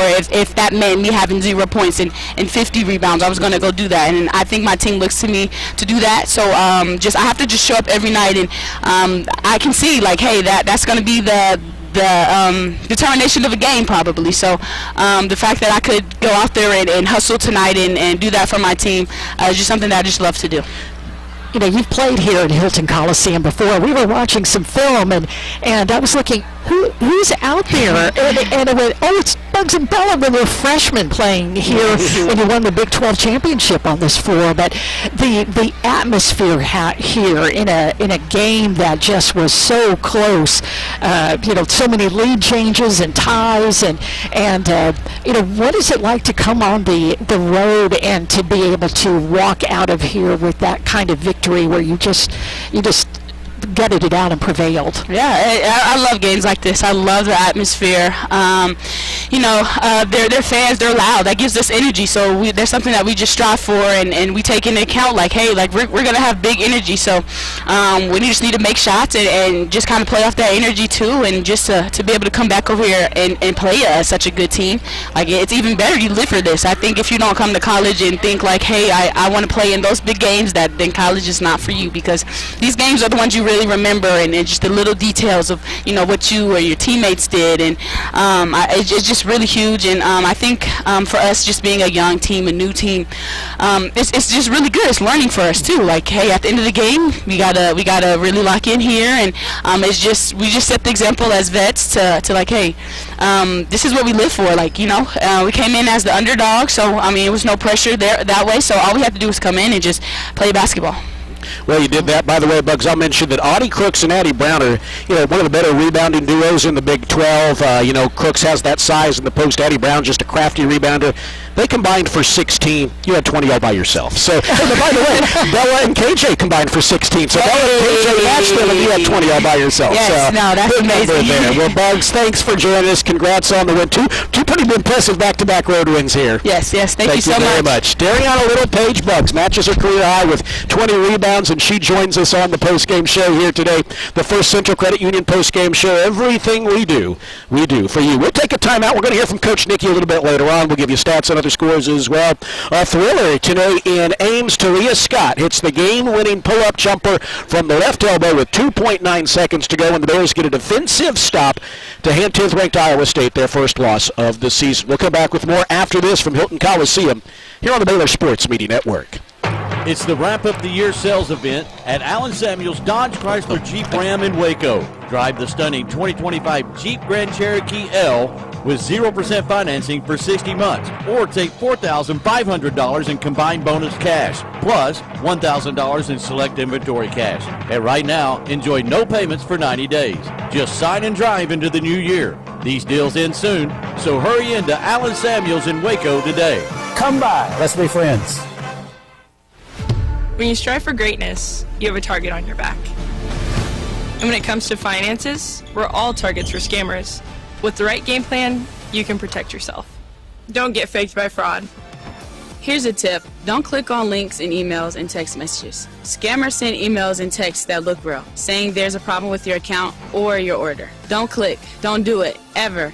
Instead, go directly to the company's website and log in there. This message is brought to you by Central National Bank. Come see why Green Eye Associates is voted best in Waco year after year. Enjoy exceptional service and care from Dr. Leanne Green alongside her dedicated optometrist and staff. Receive trustworthy insights on your eye health. Enjoy the impressive variety of contacts and eyewear, and work with the most experienced optical team in Waco. Don't miss the new state-of-the-art dry eye therapies that rejuvenate the eyes and face with safe, non-invasive treatments to restore comfort and quality of life. Green Eye Associates, official optometrist of Baylor Athletics. Serving Texas since 2007, Magnolia Realty is a full-service brokerage led by expert industry knowledge and a commitment to community. With kindness and integrity at the forefront, every agent is equipped to help you navigate the market and make the real estate journey your own. Whether buying or selling, feel supported with an award-winning agent at your side from first offer to contract and close. Magnolia Realty serves cities including Waco, Dallas, Fort Worth, Austin, San Antonio, Temple. Learn more at magnoliarealty.com. You're listening to Baylor Women's Basketball on the Baylor Sports Media Network. Back here at Hilton Coliseum, where the Bears get it done on the road in a thriller, a big game environment that had the feel. It didn't feel like January in here today. It felt like late February or March. It had that feel, and the Bears get it done today, 72-70. Talia Scott hits the game winner with 2.9 seconds to go, and the Bears get a defensive stop to close it out. As we welcome you back into the First Central Credit Union post-game show, we are brought to you by Rudy's, proud sponsor of Baylor Athletics. Be sure to stop by your local Rudy's or Rudy's.com for some real Texas barbecue. Enjoy 100% oak smoked meats, delicious sides, and Rudy's signature sauce. Don't forget, Rudy serves breakfast tacos every day until 10 a.m.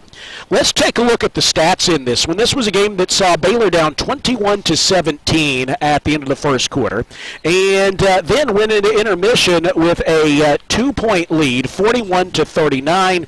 It was tied at 56 at the end of the third quarter, and then the Bears outscored them by 2 in the fourth quarter. That Talia Scott jumper and then the defensive stop. So it was close throughout. The largest run for Iowa State was 8 points. Their largest lead was 6. Baylor's largest run was 10 points, and their largest lead was 8. And they withstood an 8-0 run by the Cyclones to tie the game up with under 2 minutes to go, and found a way to get it done. This was a game that saw 9 ties and 9 lead changes.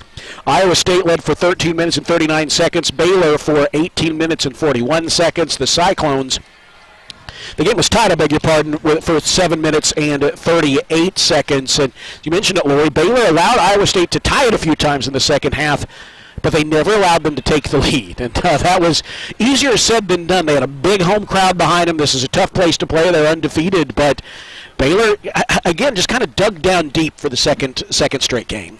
You know, they weren't on their heels at all, and they knew how to clear some space for Talia Scott to be able to operate, and because the players just aren't sitting there watching her. They're wanting to get her a good look, and you know, they got her a great look, and she hit a great shot for Baylor to be able to win this game 72-70. And here's Bears head coach Nikki Collin. Her post-game comments brought to you by Alliance Bank. It's your bank, 72-70, the final score. And, you know, Coach Nikki, so many big plays in this one. I mean, do you want to talk about offensive execution late? Do you want to talk about defensive digging down deep first? You know, where do you go first in a game like this? Yeah, well, I thought it was, you know, Tony and I had talked about the game plan. This was his scout, you know, and analytically he took a really great approach, you know. I mean, you can't guard Crooks one-on-one, so you got 2 choices. You can front and play backside help, and then they're going to skip to their 50% three-point shooters. Or you can roll the dice like we did and say they have one player that's less efficient than everybody else they play. And that doesn't mean Jada Williams isn't an elite player. But just efficiency-wise, she's at her best when she's spraying the ball around and getting assists and then mixing in a transition bucket and a pull-up and an open 3. Like, if you look at the first, like, maybe 5 minutes of the game, or maybe it was even longer than that, you know, she'd hit a 3, she'd hit a shot in the lane.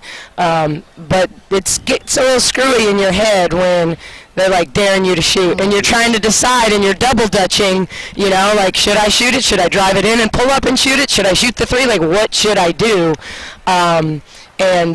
You know, I looked at Tony. I'm like, how long we staying with this? You know, because he's like 2 minutes, and then we stayed in it till there was, I don't know, 2 seconds. Yeah.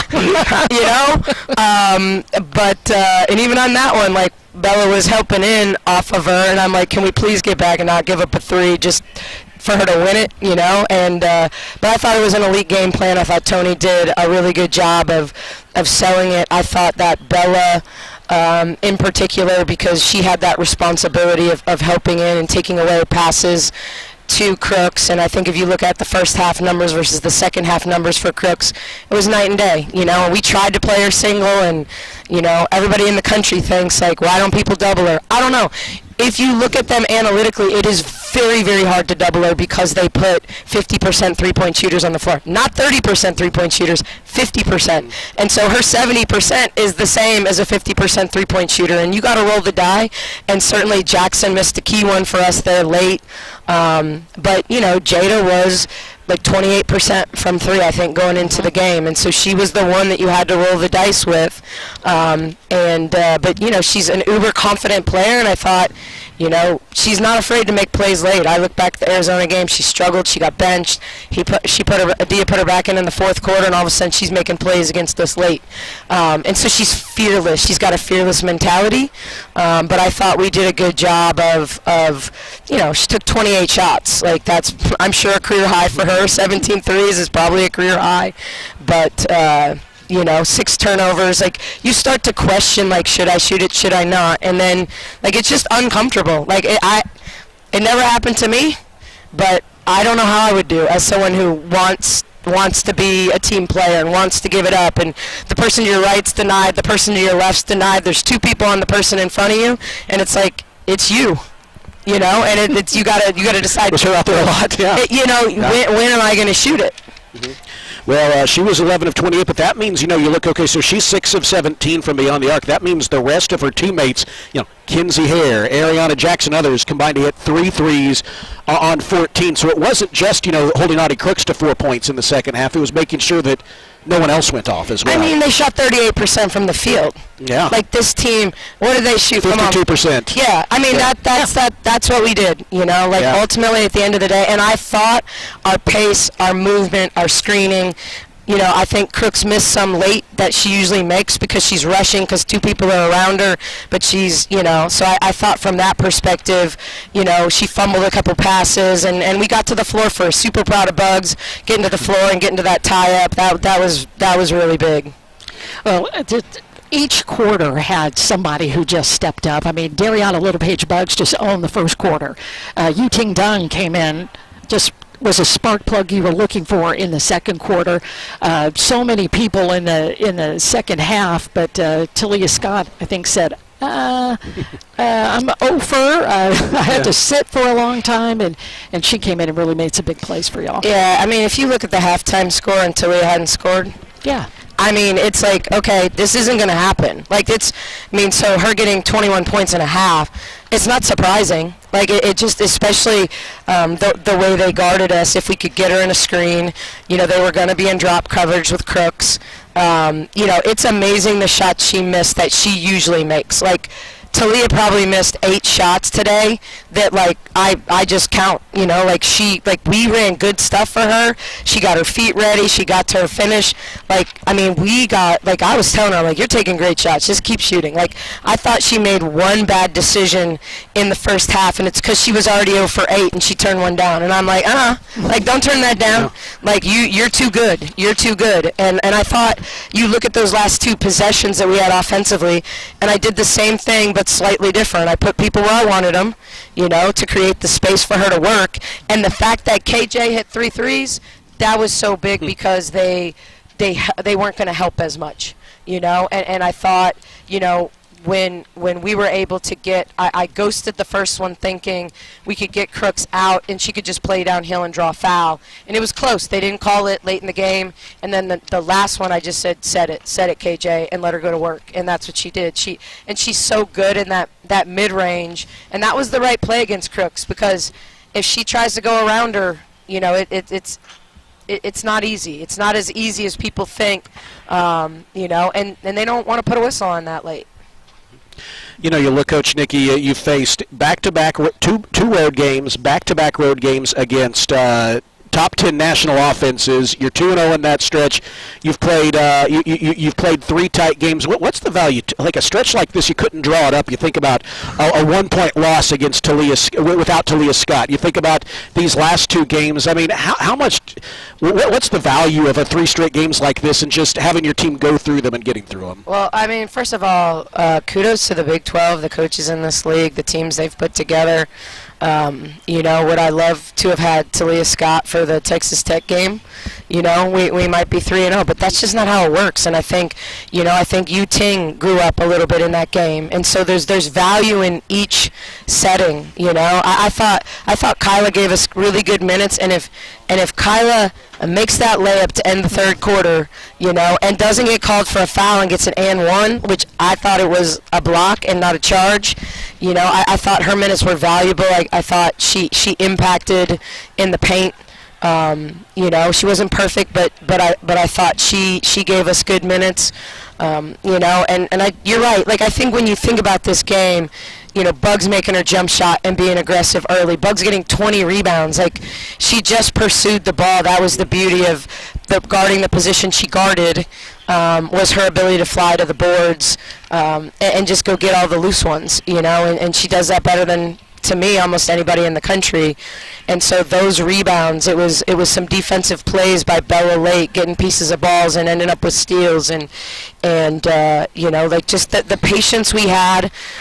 There's so much value in screening. There's so much value in spacing. There's a lot of things to the win. I think we're not talking enough probably about Jana and her floor game, playing all 40 today. And it wasn't a breakneck pace game.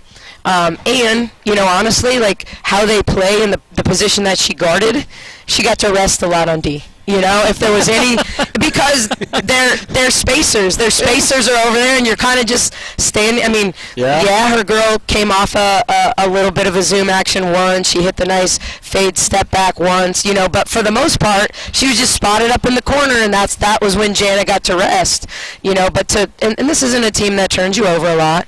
But just her ability to like stay calm. I said to somebody, especially being in this building and seeing Emily Ryan, Jana had a very Emily Ryan-ish game. Yes. Played off 40, 11 points, you know, 7 assists, only 1 turnover. You know, she's continuing to like increase her assist to turnover ratio, which is important for us. And so, you know, I mean, we didn't have a ton of assists, but it's a little bit how they played us, you know, and you know, when everyone thinks like, okay, they don't work on their free throws, just so everybody knows our kids are shooting 100 before every game, and it makes a difference, you know. And obviously, Talia going to the line helps, but Bella 4 for 4, Jana 2 for 2, like Tang 2 for 2, like those were all like we won the game at the free throw line. When you look at it, when you look at the difference in the score, we won the game at the free throw line.